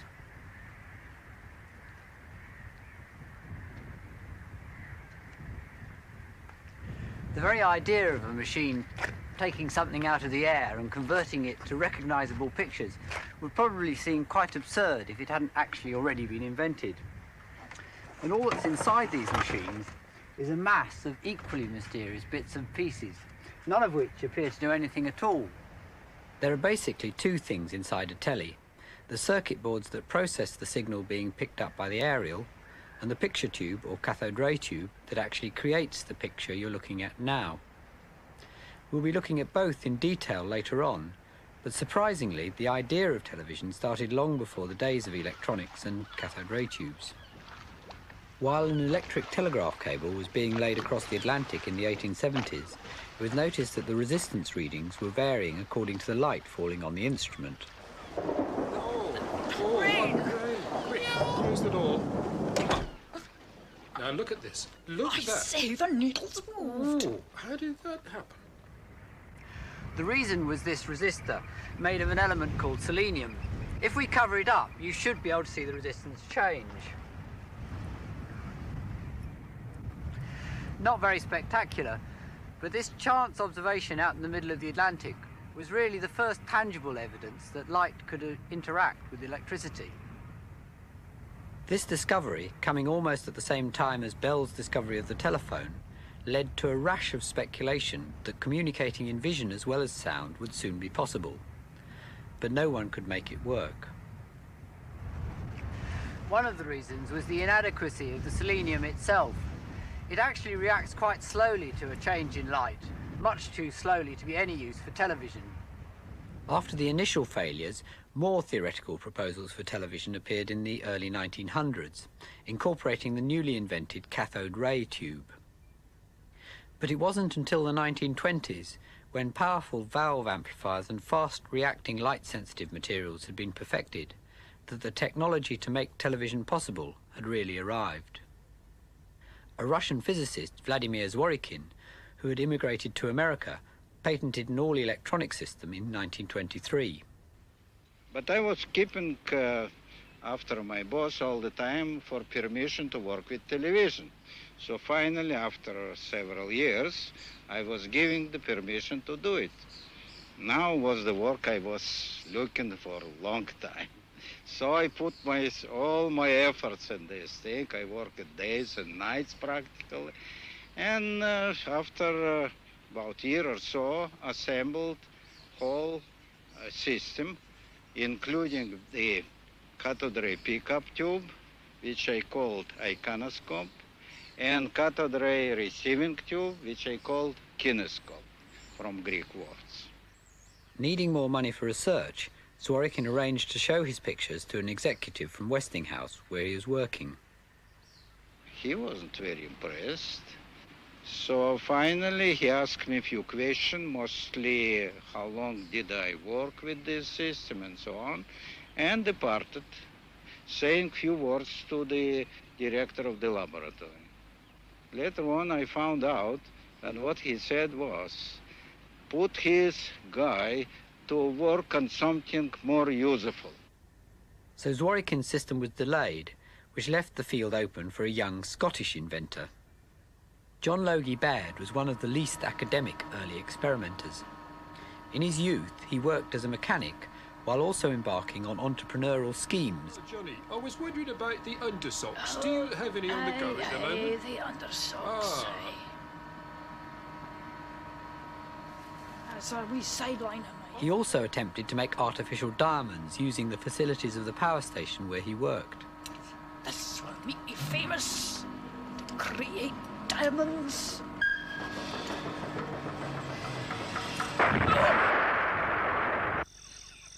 Dogged by ill health, he then moved to a warmer climate, Trinidad. Here he made attempts to start up a jam-making factory, but was defeated by the local bees.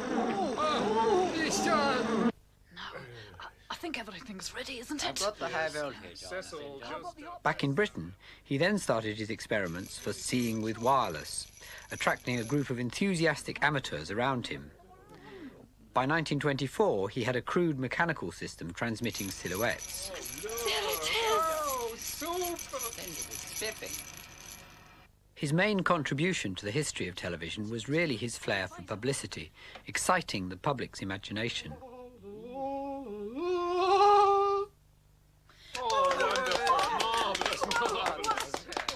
He also gave sets to very important people. Morning, Mr. Baird. Just one there. Thank you, thank you.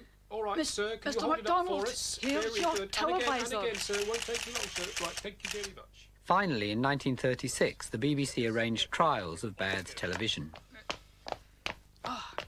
Oh, good morning, Mr. Baird. We are the BBC, of course. We will be with you any moment. In competition was EMI's all-electronic system similar to Zworykin's. Baird's cameras were cumbersome and immovable. You're moving too much. In contrast, the EMI cameras were compact and completely portable.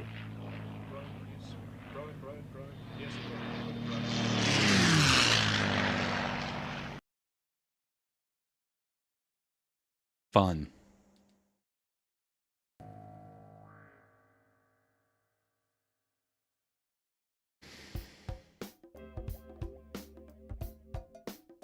Okay.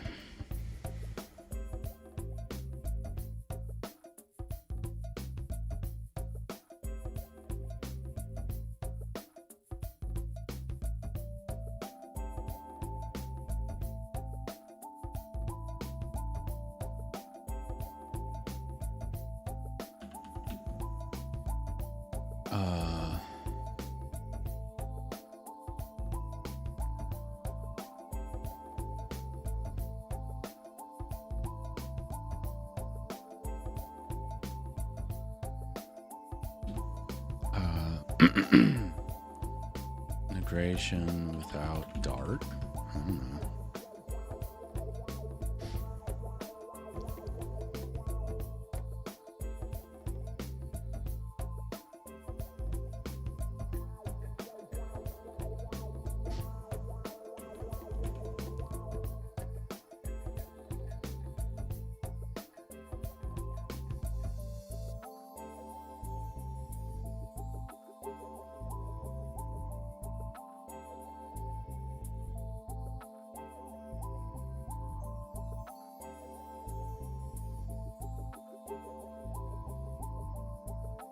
Let's start with this.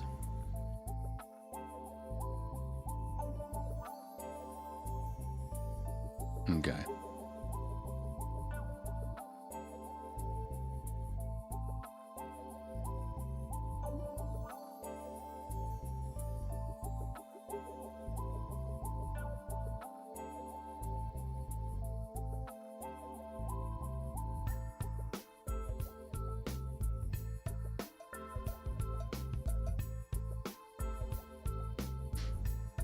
So I had to do everything in Dart. All right.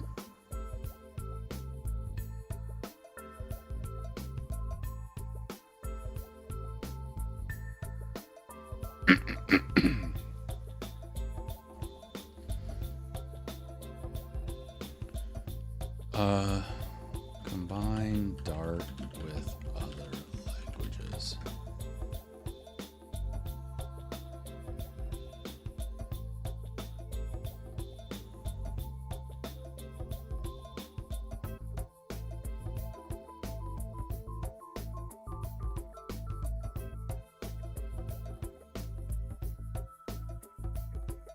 I mean, I'm not like... Dart seems simple enough. It seems like it's fine.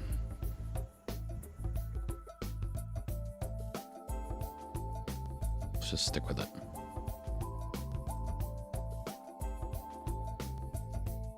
All right, so we're not going to do that.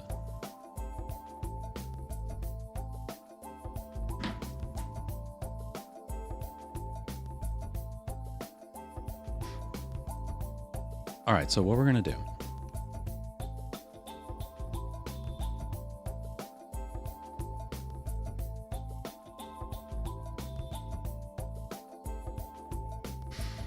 In here, we've got our... No, we don't need this anymore. We're not using this. Let's take that out.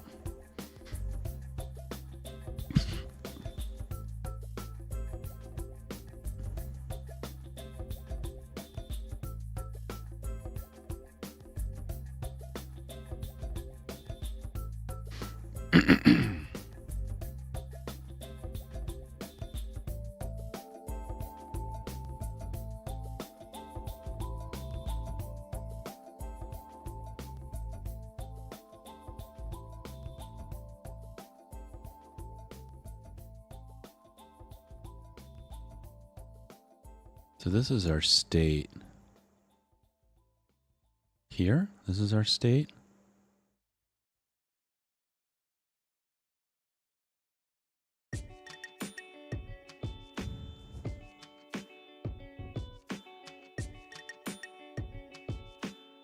If I remember correctly, this is where we put stuff in, right?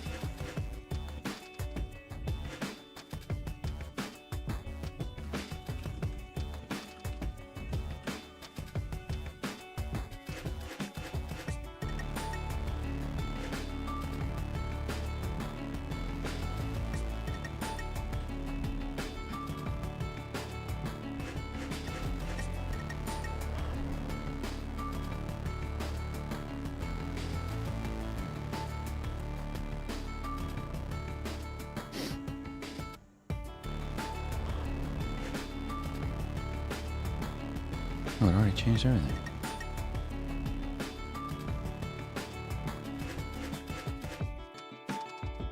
Okay. So let's make sure that that works. Oh, I think I broke it.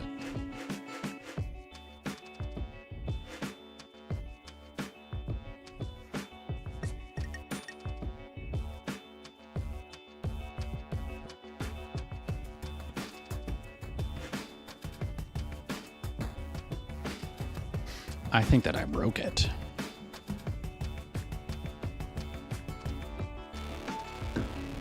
Okay, it's working. Okay. We did that refactoring. All right, so now what we need to do is figure out how to do the state part. So what we're going to do is we're going to open up a new window, and we're going to go back to the thing we were working on yesterday in here. We're going to take a look at this guy.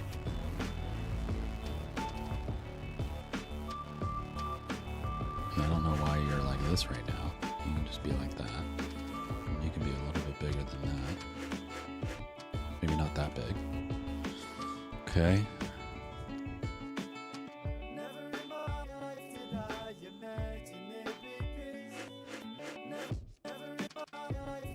Stop at the things. It's so annoying.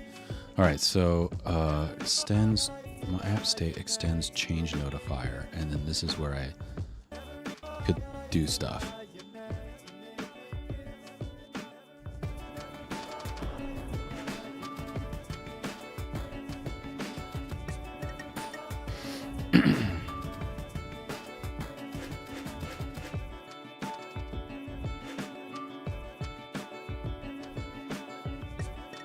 My app state.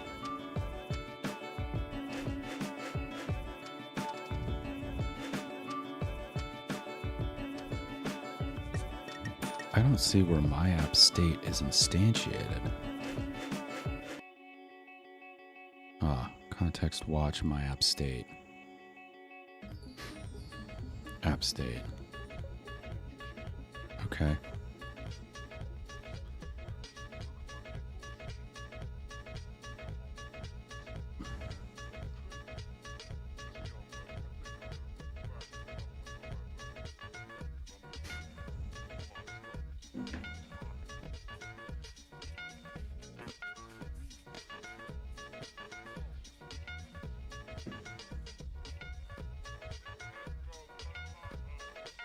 Okay. So over here, what we're going to do is we're going to set up... Hey, stop it. We're going to set up an app state that extends change notifier. Okay.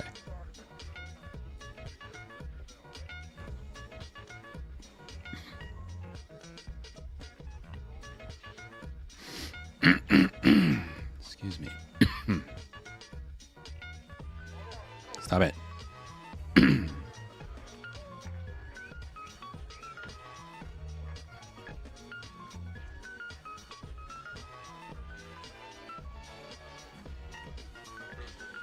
So class, app state. And I think this is already reserved. So we're going to call this Moni app state.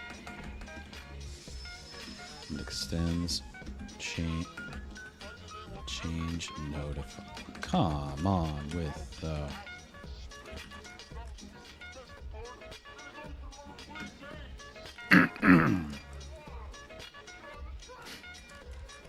I really wish I could have gotten that SSH stuff working properly. It'd be nice if right now I was doing this not a remote session, but has really bad keyboard handling.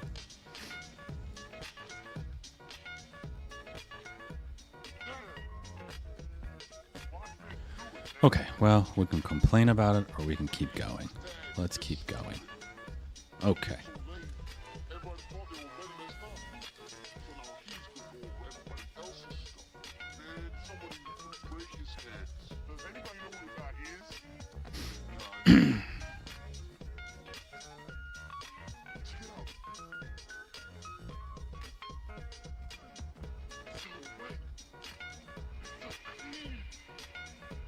No, that's not what I wanted at all.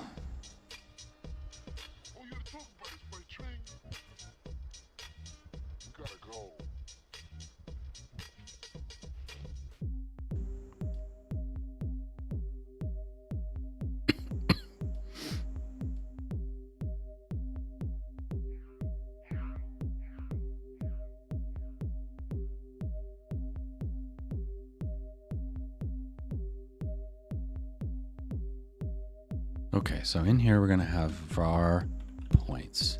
And we're going to set this to 10,000. And then we'll need a way to format this. But we'll figure that out in a minute.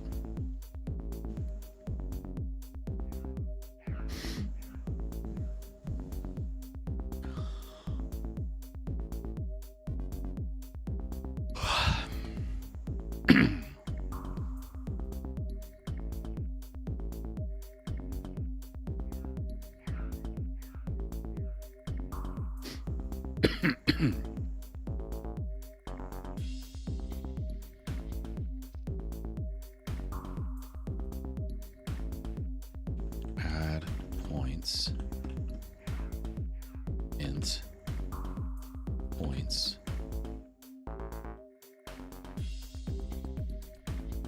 And do I do this? This points plus equals points.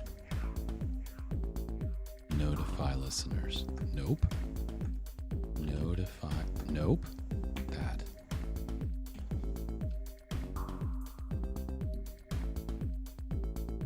Okay.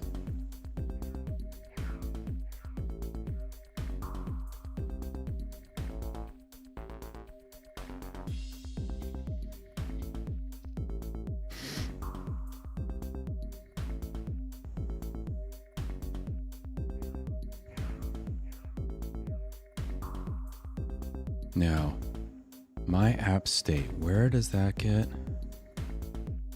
set up again? Stateless widget, app state, context watch. That's in one of the pages. So,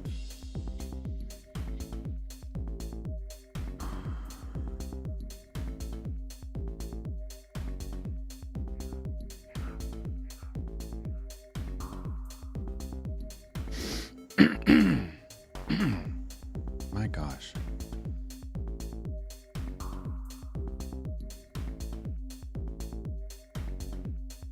Our app state equals context watch Moni app state.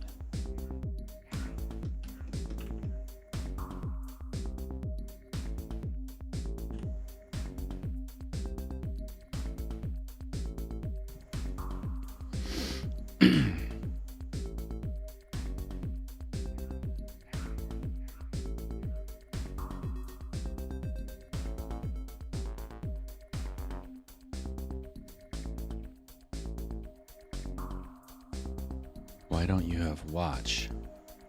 You have watch here. Stop it.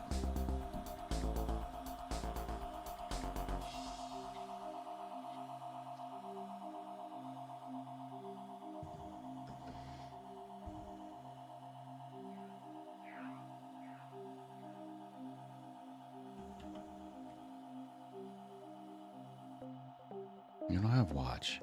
Why don't you have watch now?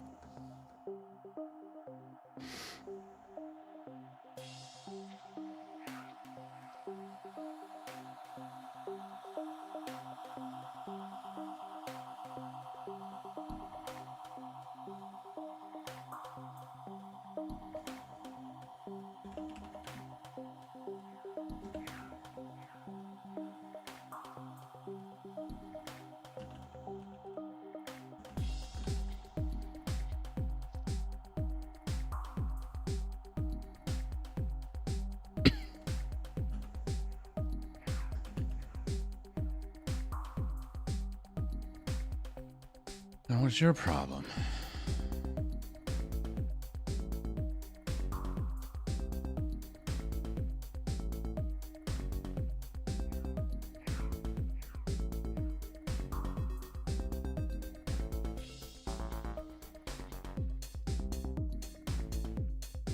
What is provider?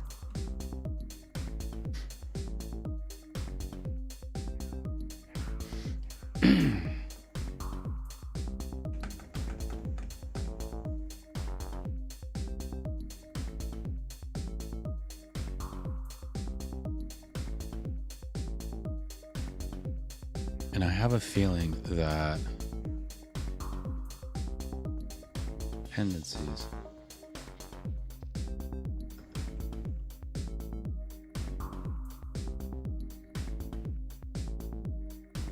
okay. Aha. That's correct. Now I have a feeling that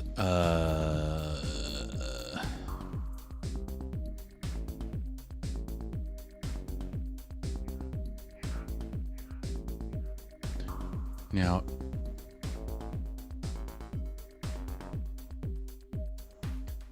I'm guessing that this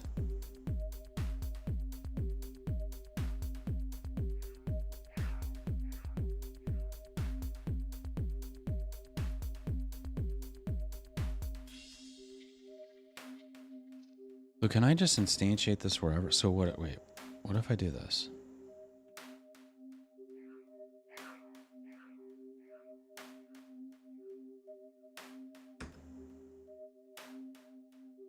Okay.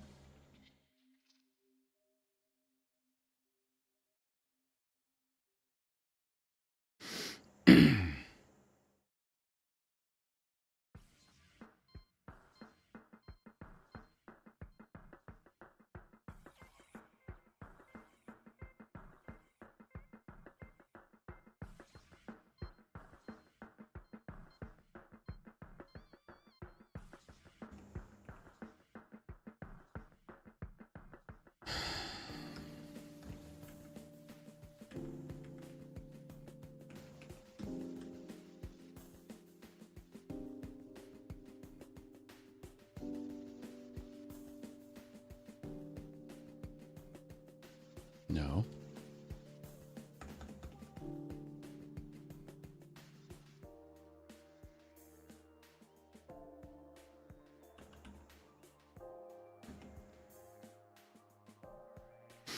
How do I get this string format?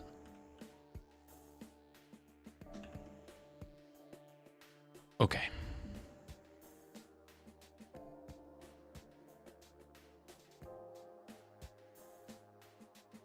Oh no.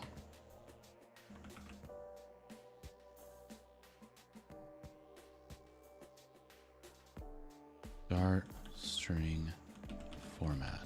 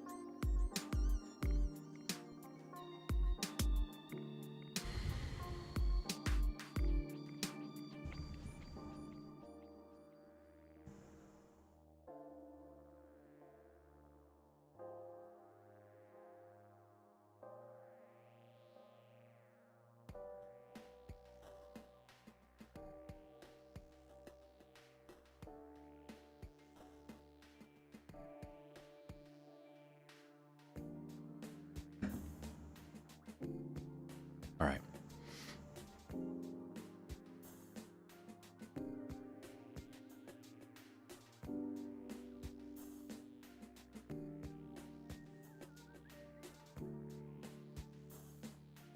But what we could do, I think what we saw earlier, yeah. So we could do this.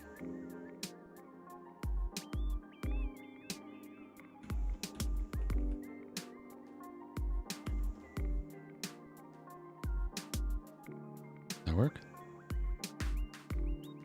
Hey, stop it.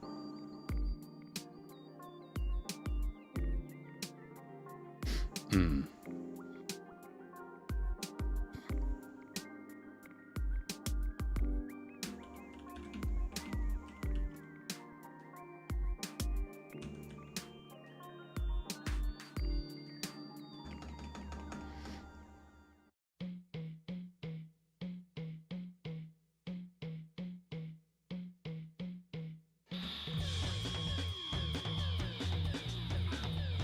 Valid const value. Okay.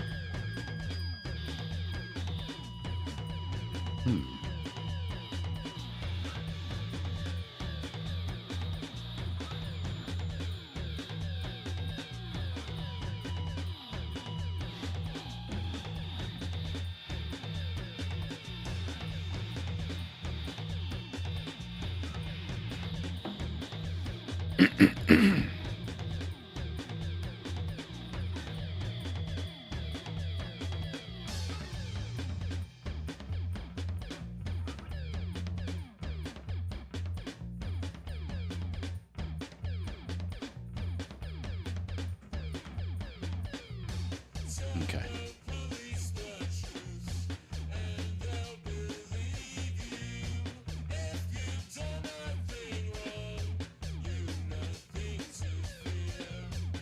Let's just do that.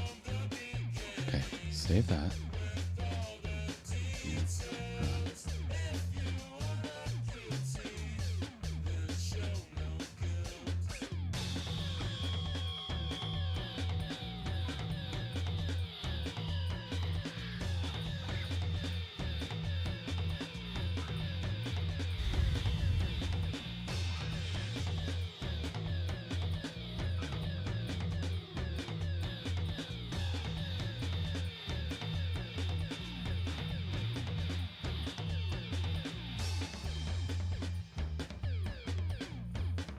Okay.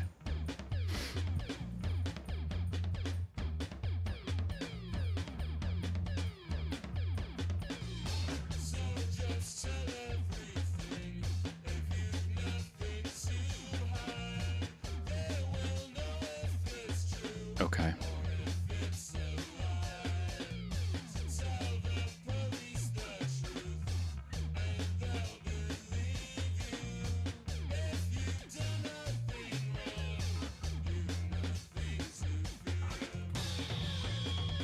All right. So, going back over here.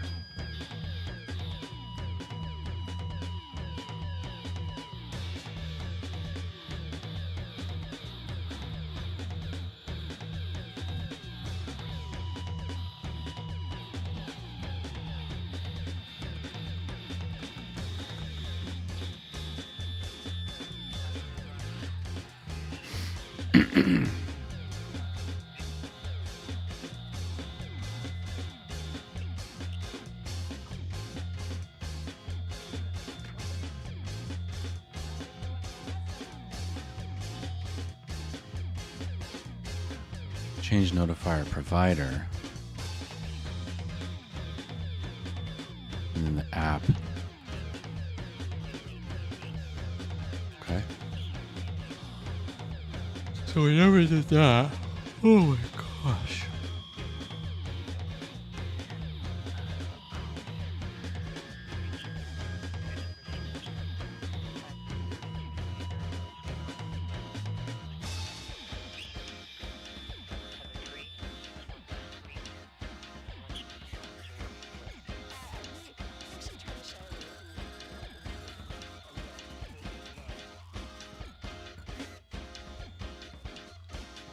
So we need to wrap this and change notify. So can we do that as a refactor in here, and then we wrap with change notifier.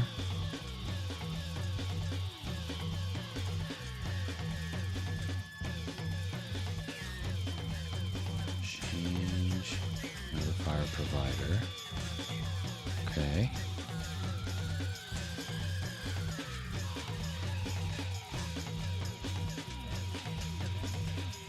Create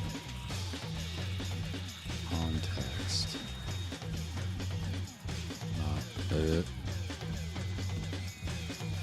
Moni app state. Okay.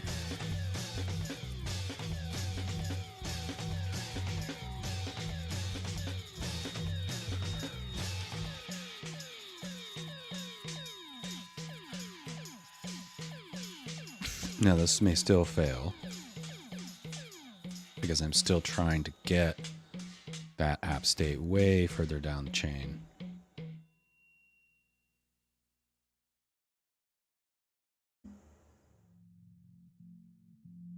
Aha! No, it worked. Very good. Okay.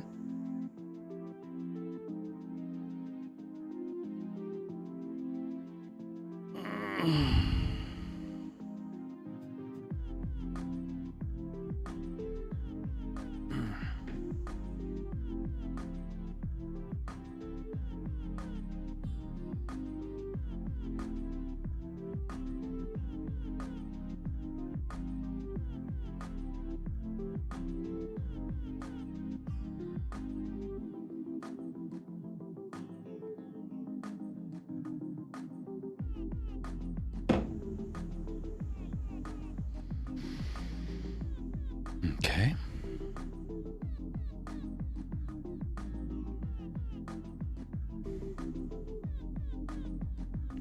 So now I have state.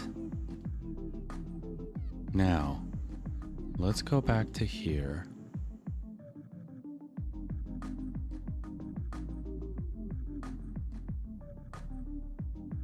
Let's see if this can work.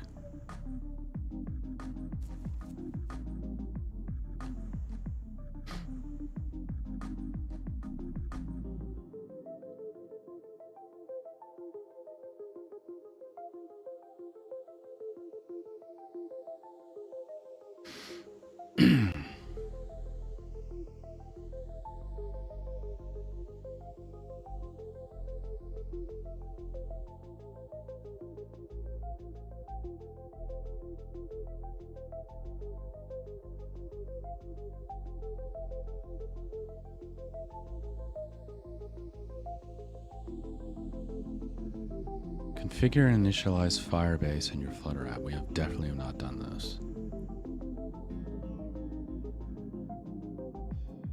Okay.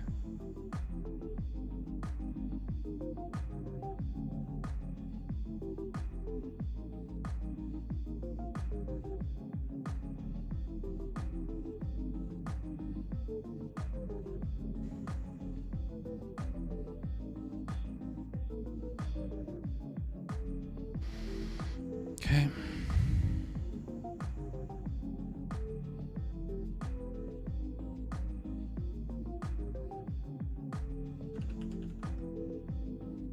Should already be logged in.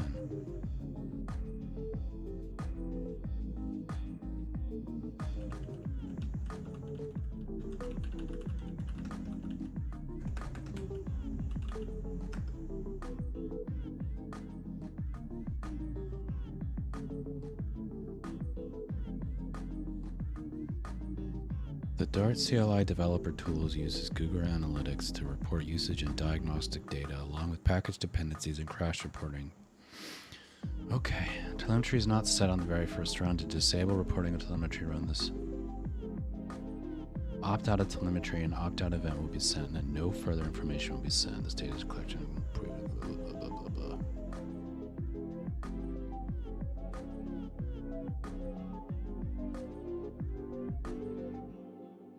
Pub installs executables into pub cache bin, which is not on your path.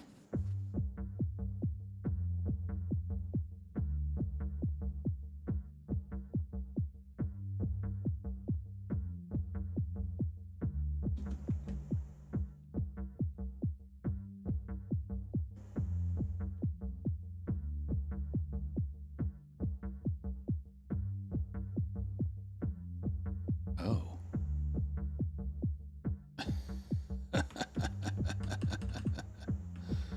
Oh my god. Oh my god.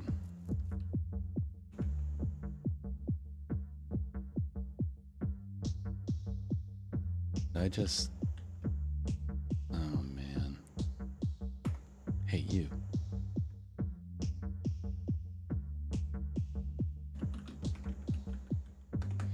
So hang on. I actually want to... will you?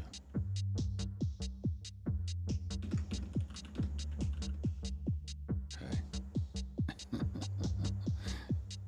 Is that why that was not working the whole time?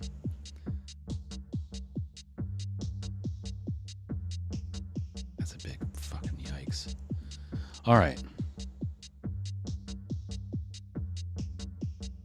Flutter Fire configure.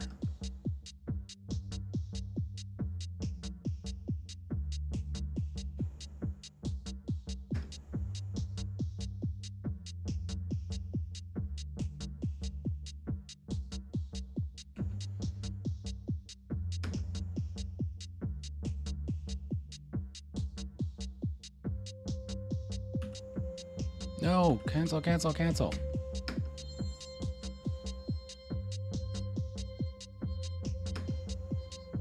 I don't want Android. I don't want Mac OS. I don't want web or Windows. I just want iOS. Let's just do that.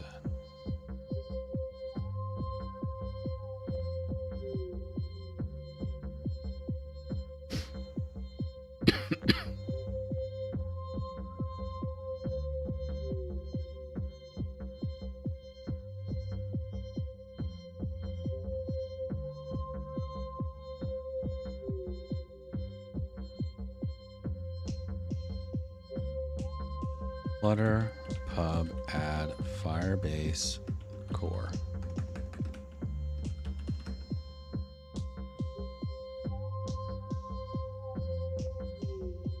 Flutter Fire configure.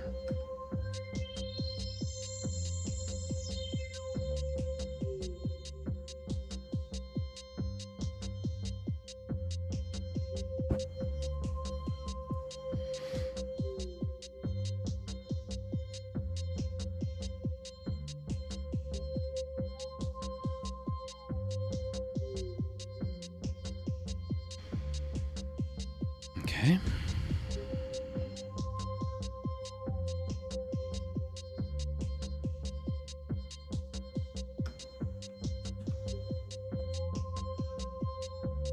Nope.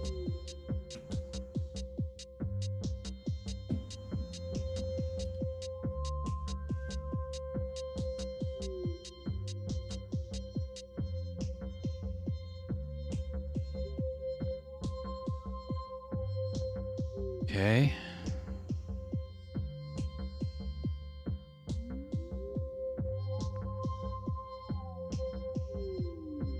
Now, where do I put the initialized code? You. Not you. You. Bro. What?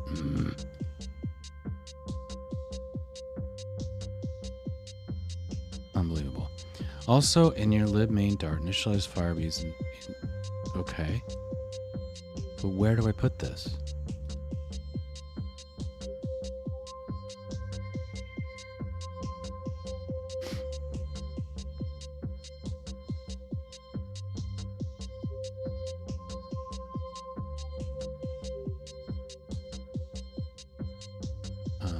Okay.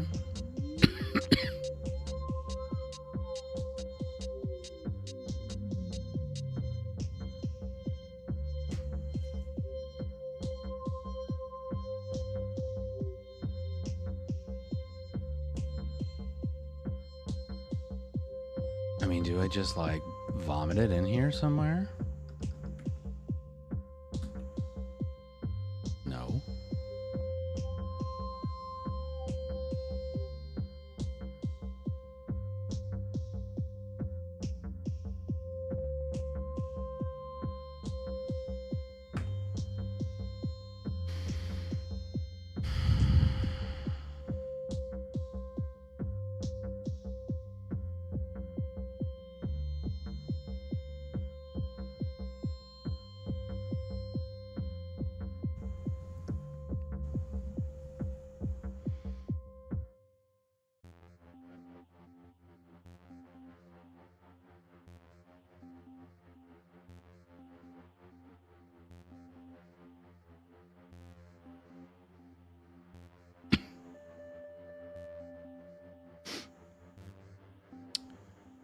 Try an example app.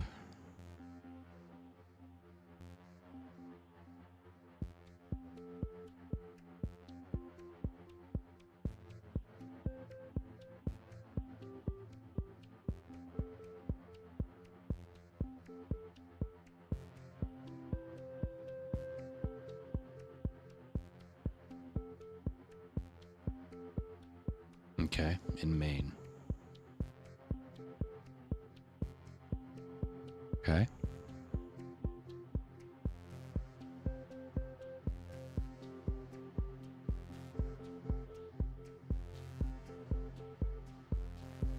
Future void main async.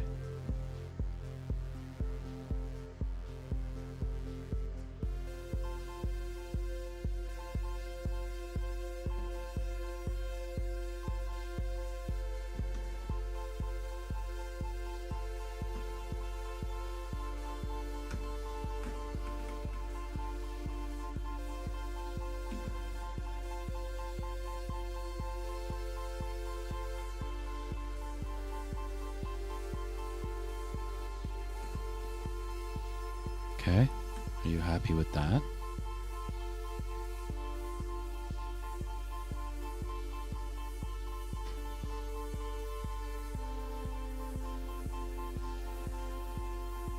Oh, God, okay.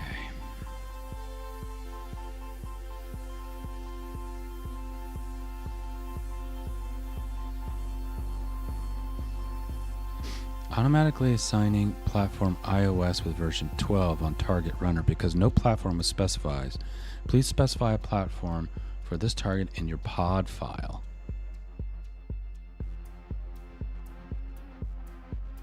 Okay, do I even have a pod file?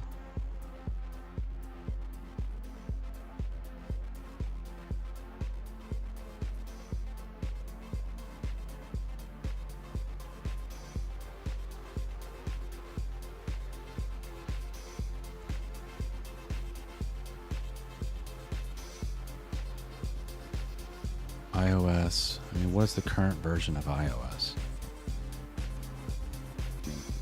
13 seems really old. Let's just start with 13.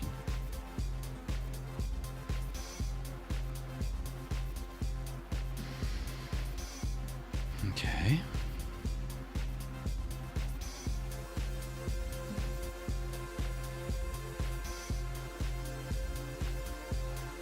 Now all hell's gonna break loose.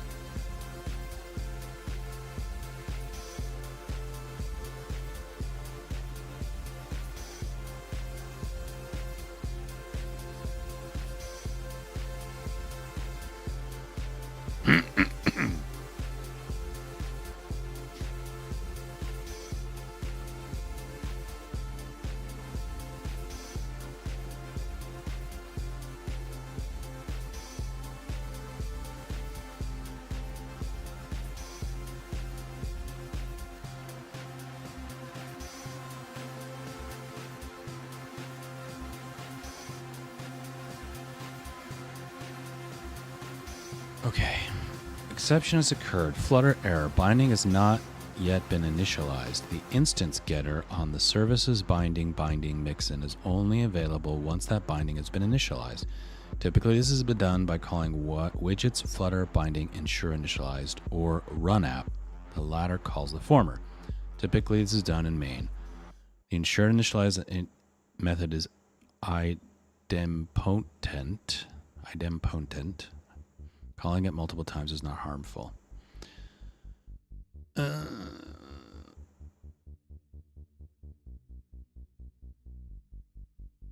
Okay.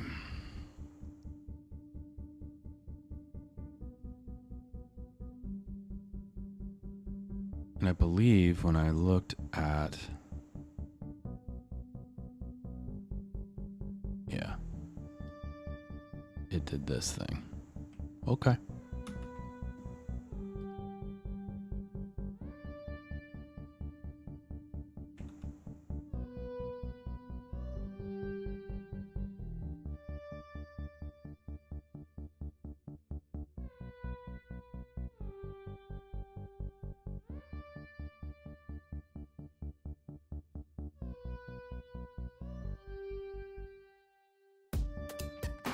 There we go. Okay. All right, fantastic. Wow. That's fantastic, Pee-wee. Thanks.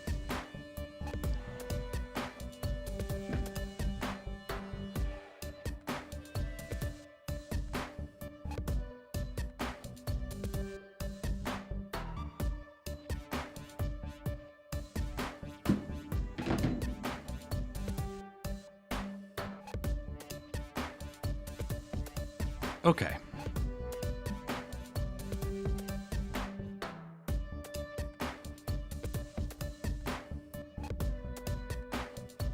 Oh.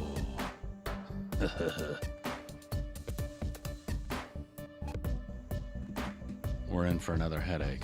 We're in for another tough part.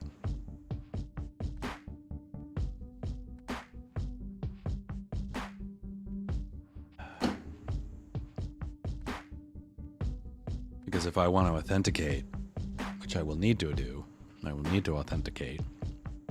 That means we're going to have to jump through all those hoops that we jumped through before with the native app for sign in with Apple.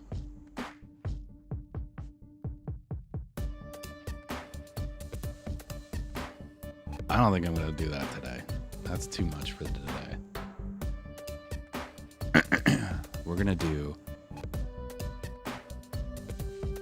anonymous authentication for now. And we'll come back to that.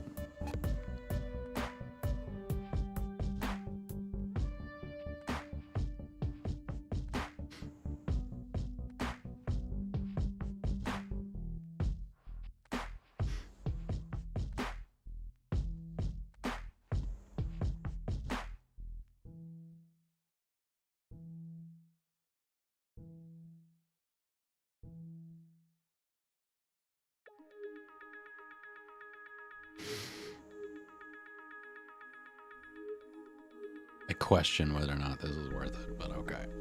Let's keep going.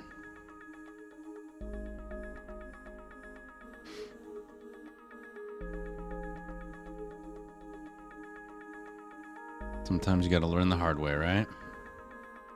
All right, so what's next? Authentication.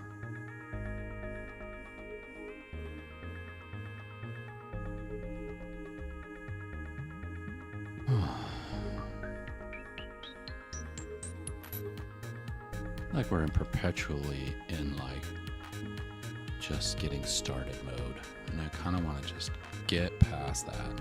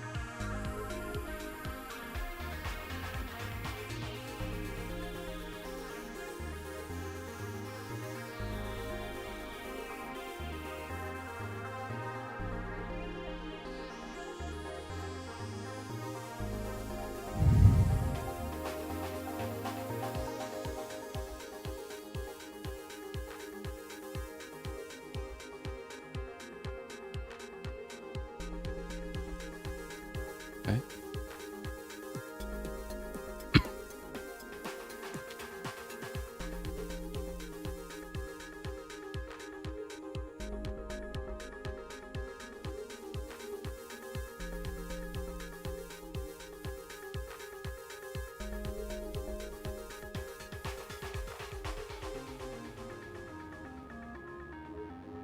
Come on, come on, come on.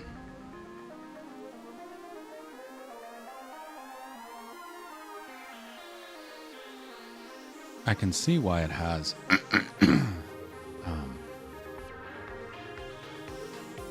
live updates, because it takes a really long time to build.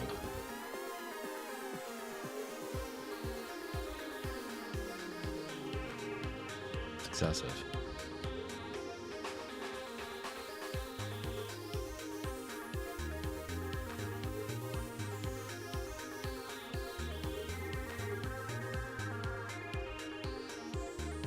Okay.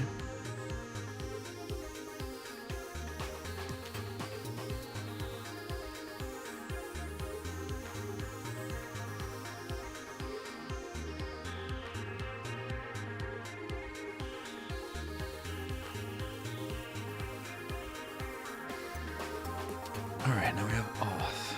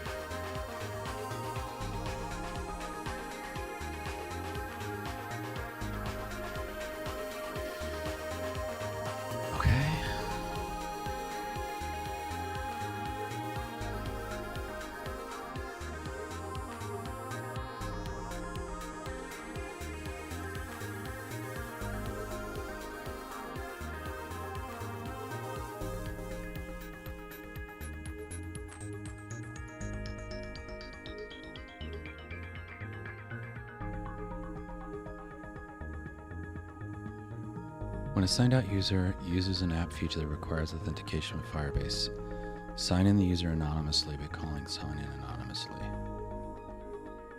Okay. Okay.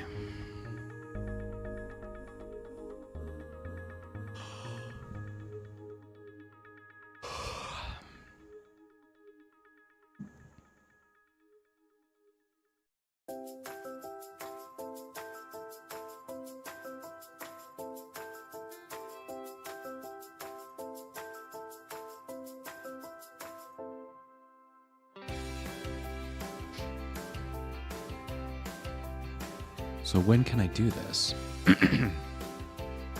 Like, let's say, you know, I need it right away because I'm going to read from Firebase right away. So, like, where is my, like, on page, load, start, whatever?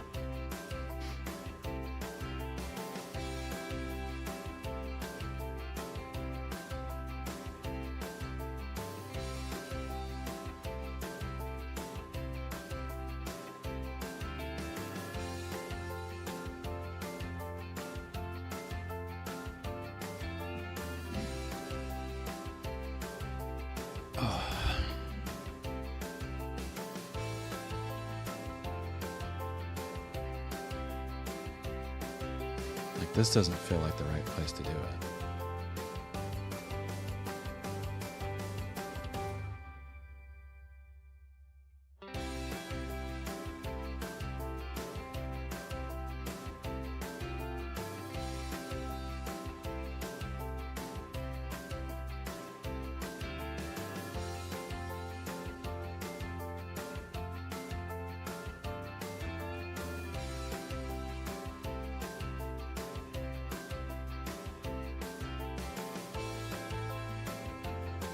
What happens if we do this?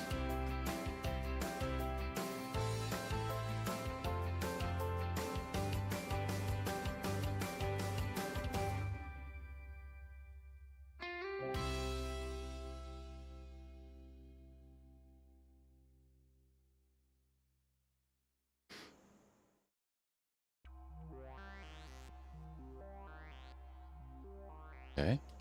Seemed okay with that. Okay.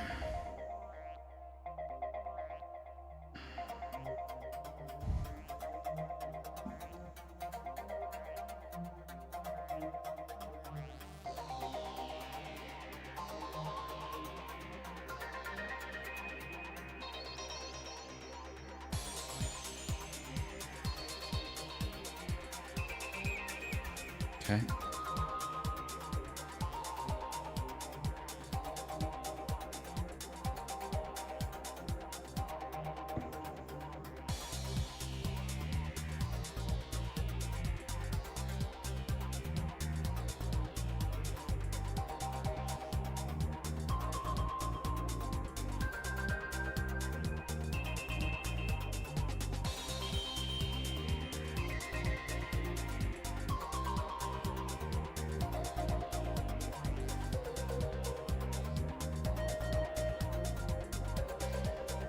Often you want your UI to react to changes to the contents of a Firestore document or collection. You can do so with a Stream Builder widget that consumes the Firestore snapshot stream.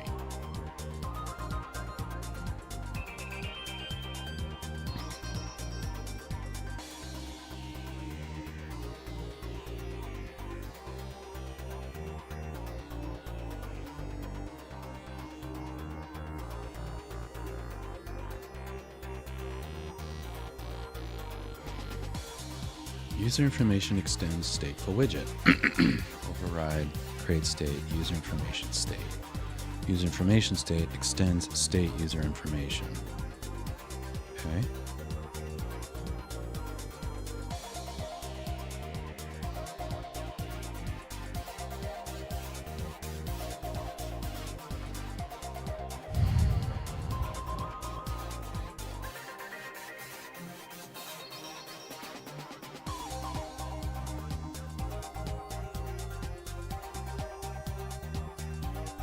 That's a lot to unpack.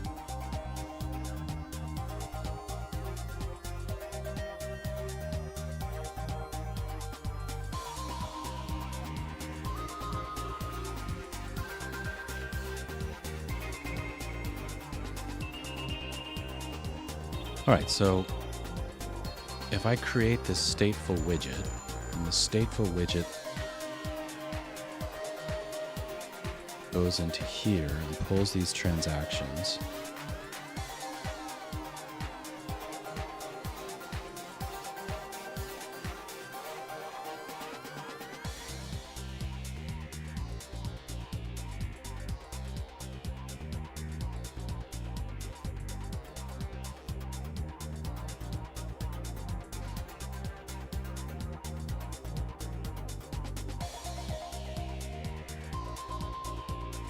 and is that even the right way to do that? All right, need to think about it for a second. I need to take another quick break.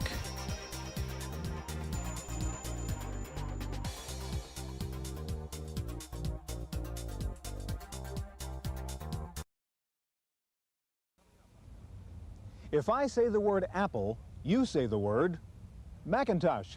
But if I had played the same game just a few years ago and said Apple, you would probably say 2 or 2E or 2 Plus, for it was the Apple II that started this company. But with the recent success of the Macintosh and the Mac II in particular, there have been rumors that the old Apple II was headed for the orphanage. Not so, for there's a new Apple IIc and a new Apple II GS. Today we take a look at the new generation of Apple II computers on this edition of the Computer Chronicles.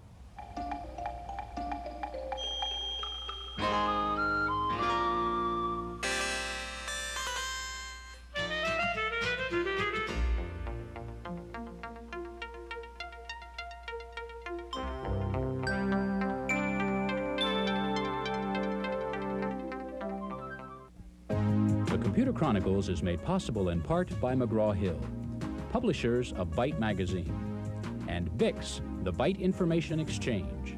In print and online, Byte and BIX serve computer professionals worldwide with detailed information on new hardware, software, and technologies.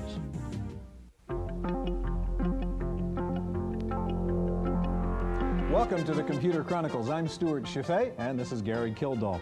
And Gary, what I've got over here in this little briefcase is an original Apple I computer. Before they thought about cases for computers, this guy put it into his briefcase. This is literally a museum piece, but it's only about 10 years old, and of course it represents state-of-the-art technology at the time for personal computers. Knowing what we know about technology and PCs today, what is the point in coming out with a new 8-bit computer like the IIc Plus? Well, Stuart, it's important to understand what the Apple really, where it came from. Steve Wozniak is the guy that engineered this thing, and he was a video person as well as a computer person. He realized you could put these two things together. Great for playing games, real low cost because you hook it to your TV set. As a result, they got a head start in a lot of the other PC computer manufacturers. A lot of software was produced, good customer base. This is a sufficient machine for a lot of people to use in education, in the home, and so forth. And Apple said, well, why not service that customer base and give them a new machine? Well, we're going to take a look at that new machine today. It's the Apple IIc Plus, and we'll see how it has improved on its ancestors. We'll also take a look at GSOS, the new operating system for the Apple II GS, and its new ability to work with a CD-ROM drive. Now, Steve Jobs and Steve Wozniak were the architects of this early generation of Apple II computer. John Sculley is the driving force behind Apple now, and we're going to start out this program by visiting John Sculley in his office at Apple to find out about the company's real commitment to the future of the Apple II. Since its introduction over 10 years ago, the Apple II has proven to be a sturdy and persistent computer with a loyal following of devoted fans. There are now about 4.5 million of them scattered around the world. But company support for the Apple II line, at least in the eyes of its owners, hasn't always been evident, as Apple President John Sculley admits. Well, I think in many ways that Apple II users have felt abandoned by Apple because they haven't heard many messages from the top people in our organization to give them encouragement that the Apple II was important. And to be perfectly honest, this was a very conscious direction on our part as we were trying to convince business users that Apple wasn't in the home computer business only, that we were also able to provide very powerful business workstations. Without the success of the Macintosh in business, we couldn't afford the huge investment we have in research and development and the support of proprietary technologies for Macintosh and the Apple II. Today, the Apple II has become 3 machines, including the little-changed IIe, the colorful 2GS, and the portable IIc Plus. But increasingly, the Apple II series appears to be headed in a different direction from the company's most powerful and expensive computer, the Macintosh. The best way to really understand the two products is to look at the software bases that they have. The software base for the Apple II is largely educational software and enthusiast software. And it continues to have a tremendous amount of new software as well as many popular titles from the past. The Macintosh, on the other hand, from the start was a computer that was aimed at higher education, colleges, universities, as well as business. Apple Computer has other reasons beside owner loyalty to keep the Apple II line moving forward. For one, it's a billion-dollar industry all by itself, and the machine has captured over 60% of the educational market. Moreover, the installed base is enough to keep users and suppliers busy for many more years. There are a lot of businesses that adopted the Apple II a long time ago that already had made the investment in Apple IIs, don't want to give up that investment. They have their files on Apple II computers, and so the Apple II GS has found its way into many small businesses. As with any other kind of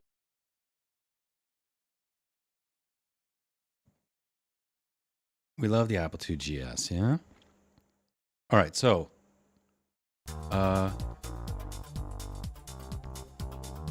it is almost 12 o'clock here, and I have my first of my 4 meetings today at 12 o'clock.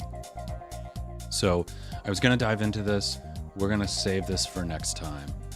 I'm going to cut out a little bit earlier than I normally do. I only made it 3 hours today. That kind of sucks, but try to do longer tomorrow. And then tomorrow we'll be focused on getting this to work, getting the Firebase transactions into this Flutter app.